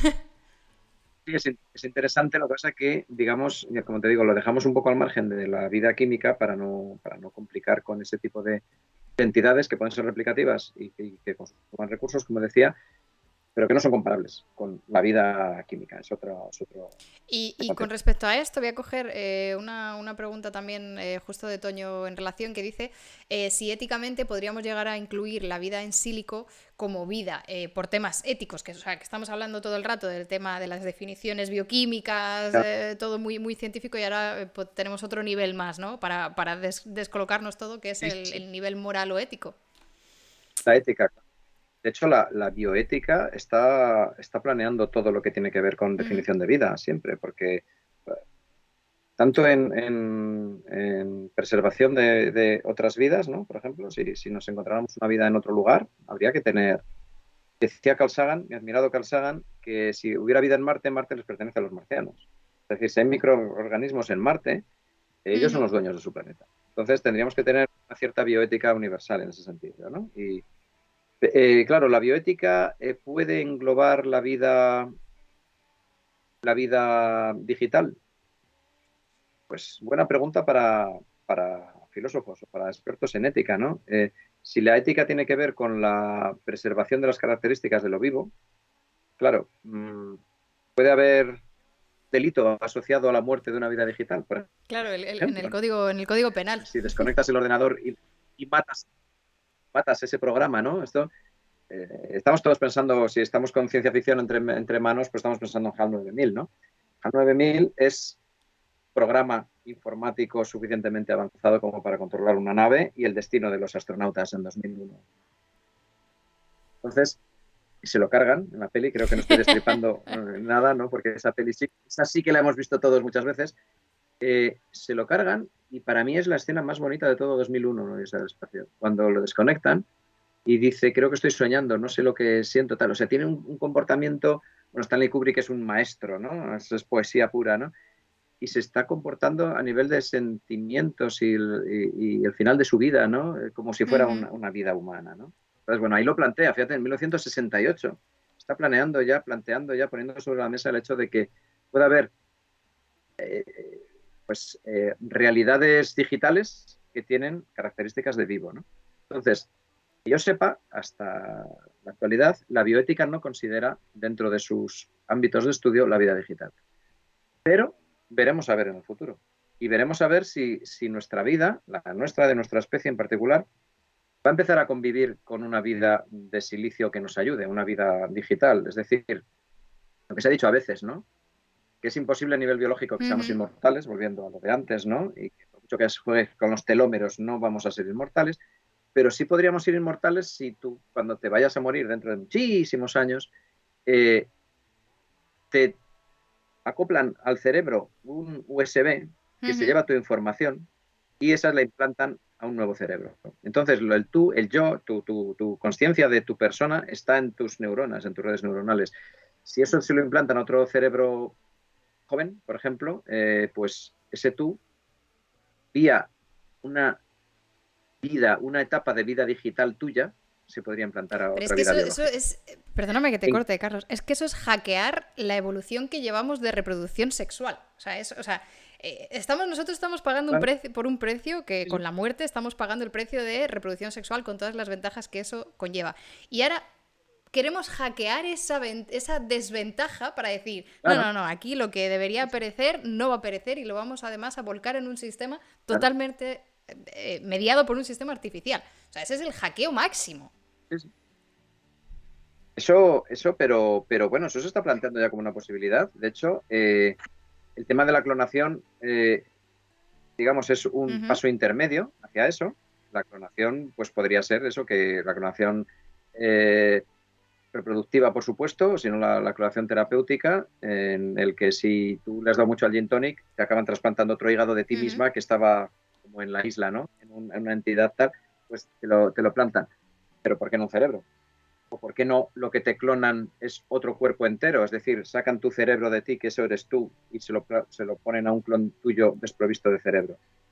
Pero ¿por qué cerebro? ¿Por qué realidad material? ¿Por qué no solo la información? Ujú. Ese es ya el siguiente paso. ¿Por qué no ese USB, Sí. ¿no? Es muy visual. Pum, downloading, ¿no? Toda tu información, pum, al día siguiente todo lo que tú eres se lo plantan a un clon tuyo, entonces Ujú. vuelves a vivir con todo el conocimiento acumulado durante 90 años de vida, 60 años de vida. Efectivamente, eso es el hackeo máximo a lo que conlleva ser una entidad mortal. Entonces, nuestro cuerpo va a morir seguro, pero podemos hackearlo haciendo Ujú. saltos de cuerpo a Ujú. cuerpo. A lo mejor si repetimos este twist dentro de 100 años, Lo hacemos Erezade, a lo mejor con nuestros eso es ya una cuerpos realidad. clones, pero con el Los USB cuerpos clones, compartido. efectivamente, ¿sabes? O sea que a lo mejor eso ocurre. Lo que pasa es que el cerebro es el grandísimo desconocido del Eso momento, te a iba a día de decir hoy, que, pero claro, tenemos, como tú dices, ¿no? Clonaciones, telómeros, todas esas cosas, digamos, en otras áreas del cuerpo están relativamente mejor investigadas, pero es que el cerebro todavía... eso es Claro, que es... que el nivel de complejidad no se parece nada a nada del resto del organismo, lógicamente, ¿no? O sea, puedes hacer trasplantes de órganos. Hace poco se hacía un Ujú, un senotrasplante, ¿verdad? riñón. De un riñón de cerdo a una persona para ver si hay rechazo o no rechazo. Bueno, esos son avances médicos maravillosos. Pero de momento trasplante de Todavía no, cerebro ahí seguimos cojeando. y, y más todavía que sería esa parte 2.0 del hackeo, ¿no? El hackeo máximo. Me ha gustado como tu definición de hackeo máximo. Es, no trasplanto el cerebro, Ujú. trasplanto la información. Realmente el software, ¿no? Hardware. Un kilo y pico de hardware aquí no me sirve para nada, Claro. ¿no? Yo lo que quiero es el software. Y yo fíjate, te voy a dar otro extra que también lo hemos mencionado al principio, ¿no? Nosotros mucho de nuestro fenotipo es por lo que es por esta interacción con los microorganismos. En parte estos microorganismos vienen condicionados por predisposiciones genéticas, pero también ambientales y un montón de interacciones. Y si tu clon no ha tenido estos mismos estímulos y ¿Eh? cuando tú pasas la información no es la misma actualización, no es el mismo Windows y tienes un fallo en el sistema. Porque no sabemos nada de toda esta comunicación Efectivamente. y cada vez más, ¿no? Cada vez que se estudia más esta crosstalk entre cerebro y microorganismo, no tenemos ni idea. Sí, sí. Que además casi todo está alojado en el sistema digestivo. Es decir, al final los microorganismos de tu intestino Eso influyen en es. tu cerebro, ¿no? Eso si nos lo hubieran dicho hace 15 años, decíamos, estáis locos. No, no, pero es Ujú. que ya se va viendo que es así. Y el microbioma es una parte esencial de ti. La mitad de tus células, como decíamos antes, no son de Homo sapiens, son de esos bichitos que son tus compañeros de viaje. Entonces, claro, tu clon tendría que tener un Tiene dos microbioma muy cosas, necesitas parecido a el ti. USB y la pastilla del microbioma cóctel. La pastilla del microbioma tal. Pero claro, el microbioma también se va produciendo durante tu vida, Ujú. te vas construyendo te construyes tu identidad, tu currículum y tu Sí. microbioma, ¿no? De esas tres cosas las vas fabricando. Eh, claro, ¿cómo has tenido a tu clon sometido a los mismos estímulos externos que tú? Cuando se supone, y ya estamos en ciencia ficción total, ¿no? Que el clon tendría que ser una, entre comillas, no Ujú. persona para no tener derechos y que sea simplemente un repositorio para ti, ¿no? Que tienes una granja de Con clones a tu disposición, diferentes microambientes o con diferentes estímulos. microambientes, y el que Y luego mejor, haces claro, pruebas de compatibilidad, ¿no? A eso, ver en el que mejor encaja, el que se descargan todos los datos. O sea, a ver, que todo esto, como tú dices, no es ya ciencia ficción, pero hace hincapié a los grandes desconocidos para esta inmortalidad, que son cerebro y microbioma, desde mi punto de vista. sí, sí, sí, total, total. O sea, esas son, fíjate, complicaciones tremendas que tenemos los eucariotas pluricelulares, ¿no? Porque estamos hablando de nuestra especie, pero sería lo mismo para un Ujú. perro o para por supuesto, para un primate o para una vaca.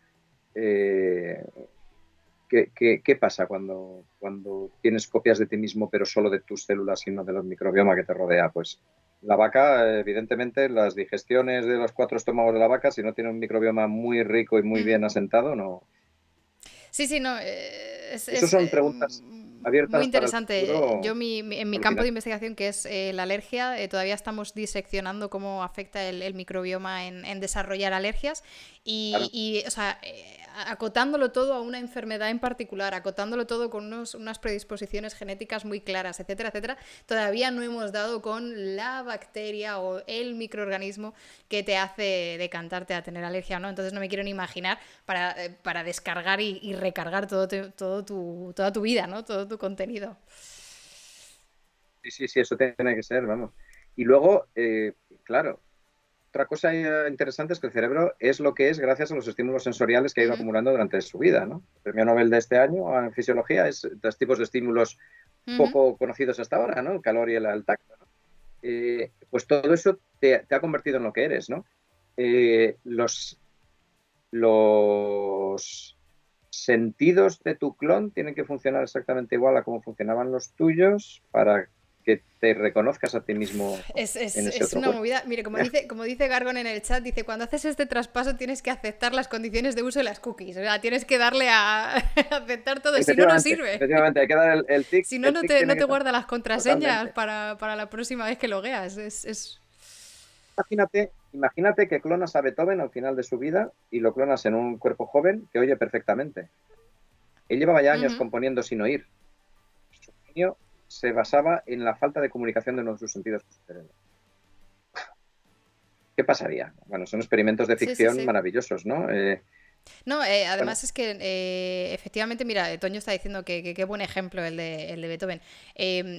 Pero es que ya no hace falta irnos tampoco a ningún caso, digamos, tan famoso o tan extremo. Es que todo el mundo tenemos situaciones y acontecimientos en nuestra vida que declaramos como punto de cambio en nuestra vida porque este evento nos ha hecho hacer esto, hacer lo otro, que tampoco a lo mejor tienen que ver con algo fisiológico, digamos, es un evento que ocurre en algún mm, punto del planeta, mm, por ejemplo, y que eso ya nos afecta en una sí, toma de sí, sí, decisiones y condiciona el curso de nuestra vida. efectivamente. Entonces, o sea, el hecho de que, por ejemplo, haya habido este evento volcánico en La Palma hace que yo jamás me vaya a mudar a La Palma o que yo me mude a La Palma y eso ya condiciona mi vida. Y te mueves y te apagas los volcanes, claro, efectivamente. Sí, sí, sí, sí. Sí, son eventos que te condicionan como te condiciona tu relación más Ujú. metabólica, digamos, del día a día, ¿no? Entonces, estamos muy lejos de saber todo Sí. eso como... Eh, Pero fíjate, una vez más, son complicaciones por habernos hecho pluricelulares. Si fuéramos bacterias, todavía no claro, claro. tendríamos estos jaleos. O sea, es muy dura la vida Es del el precio que pluricelular. pagamos. No, no solo la muerte, hay mucho, pagamos muchos precios. Mucho jaleo, mucho jaleo. Y ya por no hablar de los precios del sexo, ya entonces ahí sí que nos Ahí ya metemos en nos un da jardín, también. ¿no? Pero vamos. Mira, tengo otra pregunta de Toño que nos dice cómo de solvente ves las teorías de Oparín. Así, así. Bueno, bueno, Oparín es uno de los padres de la investigación del origen de la vida, ¿no? Las primeras reflexiones sobre el origen de la vida, quizás no todos lo sabéis, son de Darwin, el querido Darwin, ¿no? Al final del origen de las especies ya plantea, ¿no? Que podemos haber evolucionado a partir de una única forma de vida, ¿no? Esa primera reflexión científica que se hace sobre el origen de la vida desde un punto de vista científico, digamos. Justo a la vez que, que Darwin estaba escribiendo eso en 1859, estaba Pasteur refutando Ujú, la generación espontánea, ¿no? Entonces es una época muy buena para plantearse el origen de la vida de una forma seria. Luego hay un salto de varias décadas en las que no hay grandes avances y luego aparecen Oparin en Rusia y Haldane en Inglaterra con los primeros modelos más o menos serios sobre el origen de la vida. Y Oparin en particular plantea un modelo según el cual las primeras proteínas, según él, bueno, van evolucionando, forman coacervados, que es una especie de agregados delimitados también por una membrana en algunos de sus detalles, y bueno, que eso se convierte de alguna forma en los ujú. antecesores de las células. Entonces, hombre, luego se vio con el tiempo que no es así como asumimos que ha ocurrido la vida, pero Parín fue fundamental en plantear una hipótesis científica sobre el origen de la vida. Fue el primero. Entonces hay que darle todos los méritos y los créditos por haber iniciado un Claro, campo de investigación. que además este campo de Luego, investigación un poco está también llevando o ha llevado a lo que tú haces, ¿no? Que es, pues eso, esas mismas teorías fuera de nuestro planeta, ¿no? claro, eso es, tanto aquí para intentar simular algunos procesos relacionados con el origen de la vida, como para plantearte cómo la vida ha podido surgir en otros lugares, ¿no? De alguna forma se ha producido la transición entre la química y la biología. Pues eso, el primero que lo Mm, plantea es Oparin. Entonces es un autor fundamental en esto. Y está muy detrás de los primeros experimentos. Digamos, los primeros modelos son de Oparin y Haldane. Los primeros experimentos son de Miller y de Joan Oró, ¿no? Miller trabajando en Chicago y Joan Oró trabajando en Houston, Texas. Pues ahí tenemos a un señor de Lérida, ¿no? Fundamental en el origen de la vida. Estos dos científicos de los años ya 50 se están basando en las ideas de Oparin de los años 20.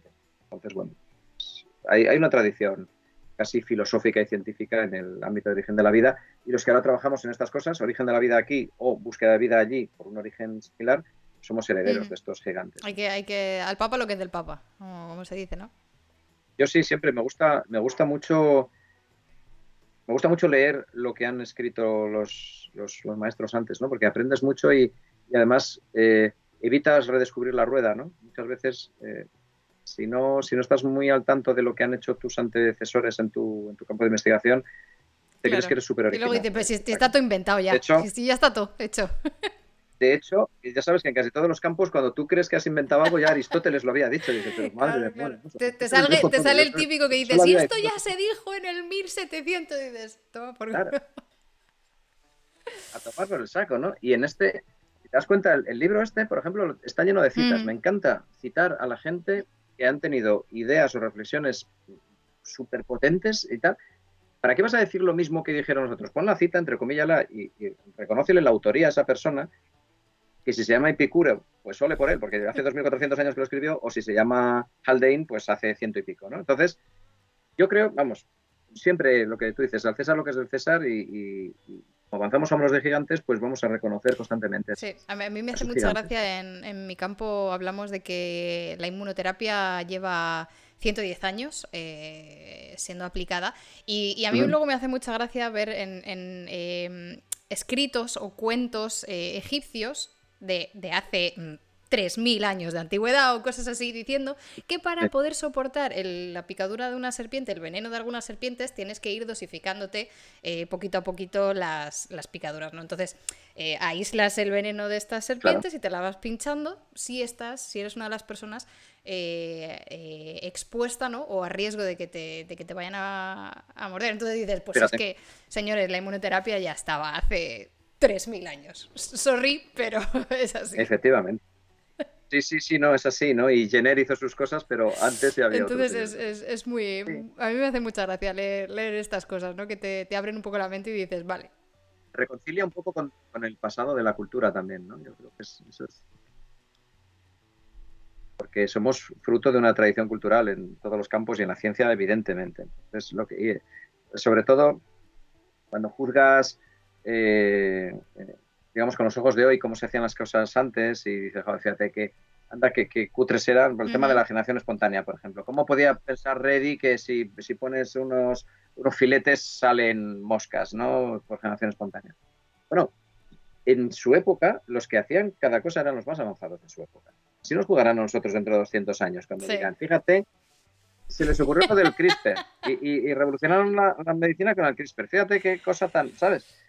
Entonces, bueno, pues seamos honestos con la tradición de la que Sí, sí, no, venimos. me parece totalmente lícito. Tengo otra pregunta de Lugonlo. Esta es un poco una pregunta un poco personal. Dice, ¿cuál es tu sitio favorito para encontrar vida? Aunque sea fósil, ¿vale? Y te da opciones. Te dice, Ah, vale. Titán, Europa, Encédalo, Marte, Ganímedes, ninguno, todos. Qué bueno, qué bueno. Mira, me gusta mucho Marte, pero Marte eh, a lo mejor es un buen lugar para encontrar vida fósil, vida pasada. Yo creo que para encontrar vida actual, yo me iría a Ganímedes o a Europa. Tenemos Perdón, Ganímedes. apuesta Sí, sí. tuya de Ganímedes Europa. No, no, Ganímedes, he dicho Ganímedes, quería decir Encelado, Encélado, vale. perdón. No, no Ganímedes, que Encélado. Ganímedes es del sistema de Júpiter. Yo me iría a Encélado en el sistema de Saturno o Europa en el sistema de Júpiter. Vale. ¿Vale? Esos dos satélites tienen la ventaja de que tienen una costra de hielo y debajo hay un océano de agua líquida abundante y con surgencias hidrotermales submarinas, es decir, con aporte de materia de energía. Probablemente ese agua probablemente tenga las condiciones químicas como para que haya surgido la vida.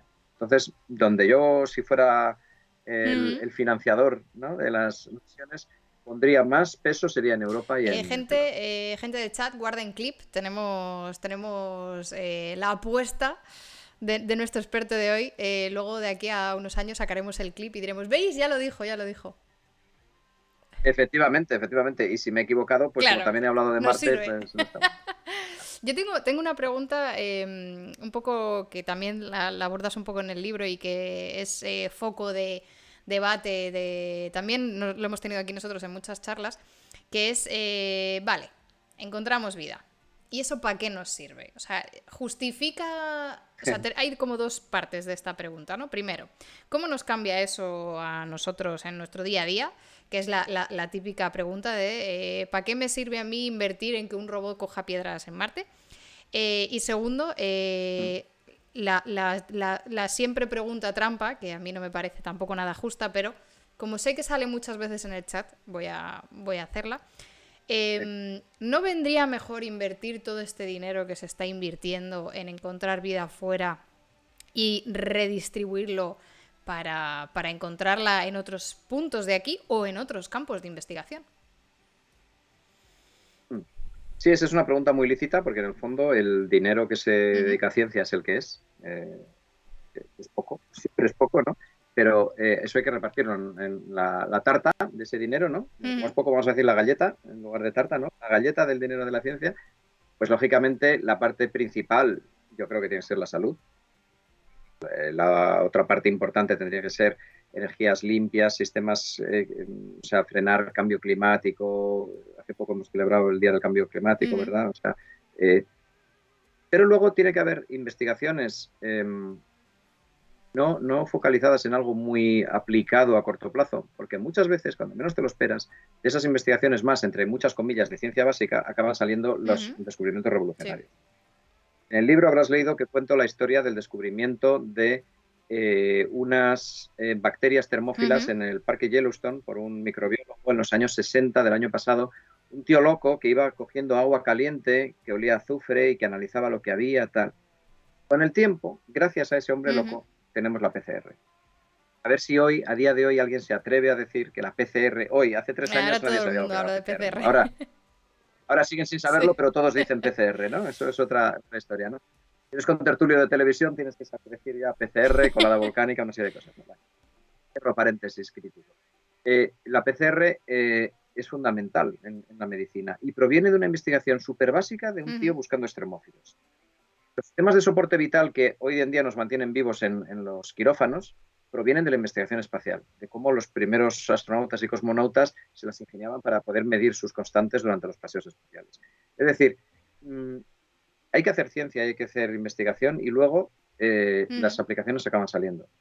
Entonces, eso de solo ciencia básica o solo salud porque es lo que nos hace... No, no, vamos a investigar, vamos a dejar que el cerebro se desarrolle como tal. La propia búsqueda del conocimiento es un fin muy noble de la ciencia, es lo que nos hace humanos. Entonces, saber que hay planetas extrasolares nos hace más humanos porque hemos desarrollado nuestro conocimiento.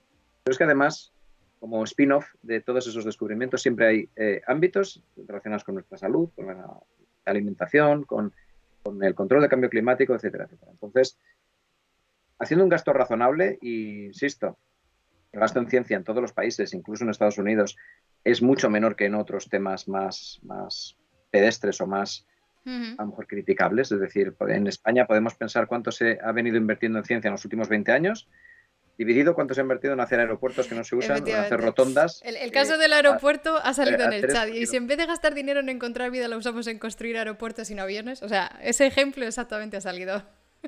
Claro, claro, ¿sabes? O sea, no, vamos, no, pero es que es eso, ¿no? Todo es cuestionable, pero desde luego la inversión en Ujú. ciencia, que no es gasto, es inversión, acaba dando muchos más rédito de lo Sí, sí, no, que... estoy de acuerdo. ¿Cuál es el problema? En un país un poco o Ujú, muy ujú. cortoplacista como el nuestro, el rendimiento de la ciencia es de más de Y cuatro sí. años. Va más allá de un periodo electoral. Entonces, claro, cuesta mucho a los políticos invertir pasta en ciencia porque ellos no se van a poder poner la medalla. Igual la medalla es otro político dentro de 15 años que ya no es ni de su partido. Entonces, claro, Nadie quiere hacer eso es lo que esa está inversión. lastrando. Y para contestar también un poco alguna pregunta que ha salido del chat, que he dicho de que esta pregunta no me parece justa, me refería a que no me parece justa que tengas que justificar a ti, en concreto, el dinero Ya, que se invierte en tu campo de investigación. Igual que a mí no me gustaría tener que justificar porque es algo que creo que no me corresponde y ya, creo que no tendría yo que hacer, ¿no? Por claro, eso decía que es una pregunta claro. no justa. Sí, sí, hombre.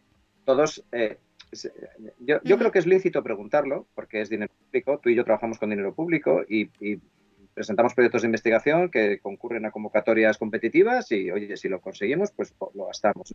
Insisto, siempre poco Sí. dinero, ¿verdad? Siempre menos del que necesitaríamos. Pero, por ejemplo, en mi campo de investigación en particular, una buena parte del trabajo que yo hago, basada en evolución de ácidos nucleicos, como asumimos que evolucionaban durante el origen de la vida, de ARN y todo eso, lo acabo aplicando al diagnóstico de virus patógenos, ¿sabes? O sea, que es que el mismo tipo de preguntas que te haces con tu cabeza de ciencia básica, acabas haciéndotelo luego para escribir artículos o patentes de lo aplicado más basado Claro. en salud humana. Que, bueno, yo creo que hay que dar un voto de confianza a los científicos, que desde luego no desperdiciamos el dinero y que muchas veces eso no hace falta aclararlo en un chat como este en el que todos estamos interesados en la ciencia, ¿no? Pero sí a veces en la opinión pública, ¿no? Sí a veces en programas de televisión más generalistas o cosas así en los que jolín, parece que te acusan de Sí, esquilmar sí, los no. presupuestos Y generales del además, Estado, ¿no? una vuelta de tuerca es lo que dice Blacay en el chat, que dice, los científicos son un poco egoístas en ese aspecto, en plan de defender la propia necesidad de su trabajo. No considero que los científicos sean más egoístas que cualquier otra profesión, ¿no? Porque son personas y hay personas egoístas en todos los campos, pero sí que es cierto que ciertos campos de la ciencia o ciertos sectores en la investigación sí que reciben esta pregunta de señalando con el dedo de ¿y por qué hay que mandar robots a Sí, Marte? Esto de todos los avances espaciales son siempre sí. súper criticados en ese campo. Mm, Yo trabajo en investigación clínica, digamos, entonces a mí pues no me suelen criticar sí, mucho. Me resulta más fácil explicar, ¿no? Y dar motivos de por qué mi investigación es importante y hay que financiarla. Pero precisamente no creo que los científicos seamos más egoístas o menos que nadie, simplemente creo que este tipo de preguntas sí que recaen en algunos sectores con más frecuencia, ¿no? sí, sí, pero fíjate que incluso, o sea, quien gasta pasta de verdad en investigación Mm, espacial es Estados Unidos y China. Dos países que a día de hoy gastan de verdad. Bueno, en China, el pueblo chino poco tiene que decir, ¿no? No se le suele consultar mucho sí. sobre en qué se gasta el dinero su gobierno.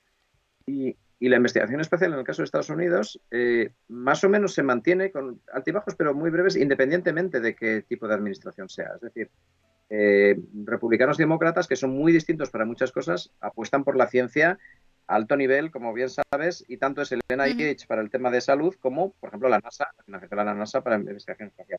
¿Por qué? Porque han visto que funciona y porque han visto que genera rendimiento para el bien de la sociedad y para el propio orgullo de Sí. país, que eso es algo que ellos tienen muy Eso ahí claro, también nosotros, cojeamos ahí. tanto los españoles, que cojeamos, pero para la marca Estados Unidos no hay ningún Ujú. logo mejor que el de la NASA. O sea, lo que supone la NASA vamos, Sí, mejor sí. dicho, estratosférico, ¿no? Entonces, claro, la cantidad de vocaciones científicas que surgen por gente de mi generación que escuchó a Carl Sagan o gente de hoy en día joven que sigue en Twitter a los astronautas, y esos a lo mejor decían ser científicos y acaban siendo médicos, acaban siendo, ¿sabes? O Ya. sea, hay Ujú. que ser un poquito más amplio, ¿no? Sí, No sí, no. tan... Y lo que Pero sí que dices, es cierto que, bueno, cuando se trata de dinero público, a mí me gusta decirlo y dejarlo por escrito, que me parecen cuestiones totalmente ujú. honestas y necesarias. Yo pongo mis impuestos y quiero saber dónde van. ¿Cuál es el problema de España? Que de tus impuestos el Es que 0,7% eso los es tiene. lo que O sea que iba, tampoco eso iba a pensemos puntualizar. que estamos dilapidando 0,7%. Y ahora con los fondos europeos va a ser un poco más. Esperamos que cuando desaparezcan los fondos europeos se mantengan arriba. Está ¿O no? complicado. Es que Ya se verá. precisamente este tipo de debates, bueno, yo en concreto estoy en Berlín, o sea, yo no he hecho casi nada de investigación en España. Lo que hice en la carrera y en el proyecto de fin de carrera. Entonces, bueno, yo me he enfrentado a los sistemas de financiación austríaco y alemán, que también tienen sus particularidades, pero una de las También, cosas es que no tienes esta crítica social de en qué se gasta el dinero, porque se entiende, y creo que esto en España es una de las cosas que hay que mejorar, el cortoplacismo y la crítica a ver la ciencia como un gasto y no como una inversión, que yo creo que gotea, ¿no? Cala de las altas esferas a la sociedad. Y eso se ve, porque totalmente. precisamente la gente que pregunta de por qué se gasta nuestro dinero en hacer cohetes es gente de a pie la que lo pregunta, no se debate Claro, en claro. otros círculos. Pero fíjate que estás en Alemania, que es un país privilegiado para eso, donde mande la CDU, manden los socialdemócratas, y ahora tenéis un nuevo cambio de gobierno, Sí, sí, la sí, sí, inversión sí. más o menos se mantiene en ciencia. Porque se asume que es absolutamente necesario invertir en Sí, ciencia sí. para acabar siendo Y ricos. además Los países es ricos lo son que los es. que Y invierten en tenemos la ciencia. vacuna de Pfizer, se ha desarrollado en BioNTech, que es una empresa alemana. O sea, Claro, claro. Y el origen de eso es una gente loca viendo cómo eh, Caricó y compañía, cómo un nucleótido modificado puede sí. ser una cosa muy de RNA, muy de ciencia básica. O sea, hace 20 años se podían haber dicho, pero señora, ¿por qué no hace algo más útil que ver si la Ujú. pseudouridina estabiliza o no los RNAs? caramba, hoy Gracias en estamos parte a vivos eso. gracias a Sí, Pfizer y a Moderna, básicamente, ¿no? O sea, pensemos un poquito más, pensemos un poquito más a largo plazo. Y si no lo hacen nuestros políticos, exijamos todos. Exijamos todo, ¿no? Yo creo que eso en España, o sea, en Alemania, en los países civilizados de verdad, como puede ser Alemania, Finlandia, Francia, Estados Unidos, está muy todavía claro. no. En España todavía no. Estamos en un sentido a Y medio además, y civilizar. precisamente por eso Eso te he sí. hecho esta pregunta, porque sé que se ve mucho en las redes sociales y me gusta mucho cómo lo has abordado, porque creo que has dado en bastantes claves Sí, que entre nosotros podemos mejorar, que nosotros podemos sí, contribuir, yo de claro. mi parte, pero también la gente del chat. Y bueno, y poquito a poco ver la ciencia como la inversión de futuro que en realidad yo creo que es. Y exigírselo a Efectivamente. nuestros políticos. Exigirles un programa en ciencia. Exigirles, yo a veces tuiteaba en las últimas elecciones las veces que se decía ciencia o investigación o I más de más I en el discurso de los políticos. Y veías a 6 candidatos y al final de 2 horas de rollo, solo uno, una vez de refilón, Claro. había dicho ciencia. Pero ahora se dice más, porque ahora con Sí, la COVID pues se ha visto que ahora evidentemente, se habla más. pero un poco de boquilla, Mm. un poquito de boquilla. O sea, una implicación real en ciencia hay que exigirlo porque no porque lo estemos inventando nosotros, porque los países que invierten en ciencia son los ricos, son los que acaban siendo ricos, son los que acaban respondiendo mucho mejor a las Mm. crisis financieras y Sí, a sí. nosotros sin ciencia no tenemos tecnología y bueno, pues Es un eso es círculo vicioso una serpiente y que en el muerde. tema de vacunas lo hemos debatido largo y tendido y la vacuna española es como sí, bueno, que la Claro, vacuna española será maravillas, pero si viene 5 años después de que ya se han puesto las otras, pues lo siento claro, mucho, no es competitiva. Pero es que es claro, claro. es un círculo vicioso, ¿no? Sí, sí, sí, sí, no, esa es la Es triste así. realidad, ¿no? Un país en el que está el mejor grupo de Ujú, coronavirus del mundo. Luis San Juan es el tío que más sabe coronavirus de todo el mundo, pero le ha faltado ujú. un apoyo institucional clarísimo para desarrollarlo, para comprar las instalaciones de las empresas de fuera, porque aquí no se puede producir en tal cantidad, Bueno, pero pero igual que ¿por qué Alemania, Pfizer ha desarrollado, claro, ¿por qué Pfizer ha desarrollado la vacuna de BioNTech y no la del CNV? Pues claro. ojalá lo hubiera hecho, ¿no? Entonces, te pones en una gran farma que es capaz de producir, como ha demostrado, miles de millones de dosis, Sí, sí. pues ya está. Pero Ya eso no, falta, ese eso es falta. Entonces, bueno, es otro melón, ¿no? uno de Sí. los Bueno, problemas de este Carlos, país. sé que te tienes que ir en 2 minutillos, así que solamente te voy a pedir una Sí. última predicción de futuro. ¿Cuál va a ser el gran avance, la gran noticia del campo de la astrobiología o de poder encontrar estos marcadores biomoleculares de vida fuera de nuestro planeta? Y un timeline. O sea, te pido un hit y un El timeline, time. que no es poco. Que no es poco, ¿eh? Bueno, sí, me tengo que ir en un Sí, par de sí. minutos o tres porque te empiezo otra cosa, ya te lo había comentado. Mi horario es siempre así de exigente, pero bueno. Es buena pregunta. Yo quisiera pensar que en este campo, durante los próximos años, timeline, 15 años, vamos a tener alguna evidencia de vida fuera de la Tierra. Vamos a tener alguno de esos robots que van por ahí y van a detectar algo compatible con que 15 sea un años, eso ser es vivo. poquito, ¿eh? Aparte, va a haber Ujú. mucha investigación. En Marte, en Europa, orbitadores que van a analizar el agua que sale por las urgencias. No hemos hablado mucho de Europa, pero es un mundo que se va a investigar bastante. 15, 20 años yo diría que sí que es un entorno como para tener, claro, sabemos lo que pasa en ciencia, ¿no? A partir de una propuesta, como hemos encontrado vida en Europa, por ejemplo, va a haber muchas Ujú. Se viene debate. contrapruebas, mucho que analizar, pero digamos que las primeras evidencias serias de que pueda haber algo, a lo mejor que las encontremos en un par de décadas, ¿no? Estoy siendo muy optimista, para terminar Bien, la charla en alto, ¿no? Pero yo quiero pensar que sí, porque cada vez sabemos más cómo buscar y dónde buscar. maravilloso. Gente, guarden clip también. Guarden clip de esta predicción. También voy a tener que arrepentir de un montón de cosas que he hecho esta tarde, Nada, pero nada, no pasa nada. Nosotros la guardamos y si nos conviene las vamos sacando. Si no, nada. efectivamente, eso es, ahí Bueno, está, ahí Carlos, está. como sé que te tienes que ir, de verdad no te entretengo nada más de tiempo. Muchísimas gracias, ha sido una pasada y un placer tenerte y que nos hayas dado food for thought, ¿no? O sea, material para pensar. Creo que ha sido Sí, sí, genial. sí, no, Espero que hayas estado a gusto. Estás más que invitado, por totalmente. supuestísimo, cuando Sí, sí. quieras. O sea, solo dilo y aquí te acogemos. Cuando tenga tiempo, voy a hablar contigo de estos Perfecto. temas o de lo que quieras. Y ha sido un placer estar contigo virtualmente de momento, como digo. Prefería estar en Berlín, que es una ciudad que Sí. conozco y que me Oye, pues ya encanta. O sabes, sea ¿eh? que Ya sabes. no me import- no me importaría estar por Unter Oh, den bonito, Linden y por bonito. ahí paseando, sin problema. Pero bueno, ha sido un placer estar virtualmente contigo y gracias también a todos los que habéis estado desde vuestras casas contribuyendo y Pues nada, enriqueciendo. te dejo ir. Muchas gracias de nuevo y estamos en contacto. Cualquier cosa, ya sabes, cualquier noticia nos las pasas por Twitter, que nosotros aquí las debatimos encantados.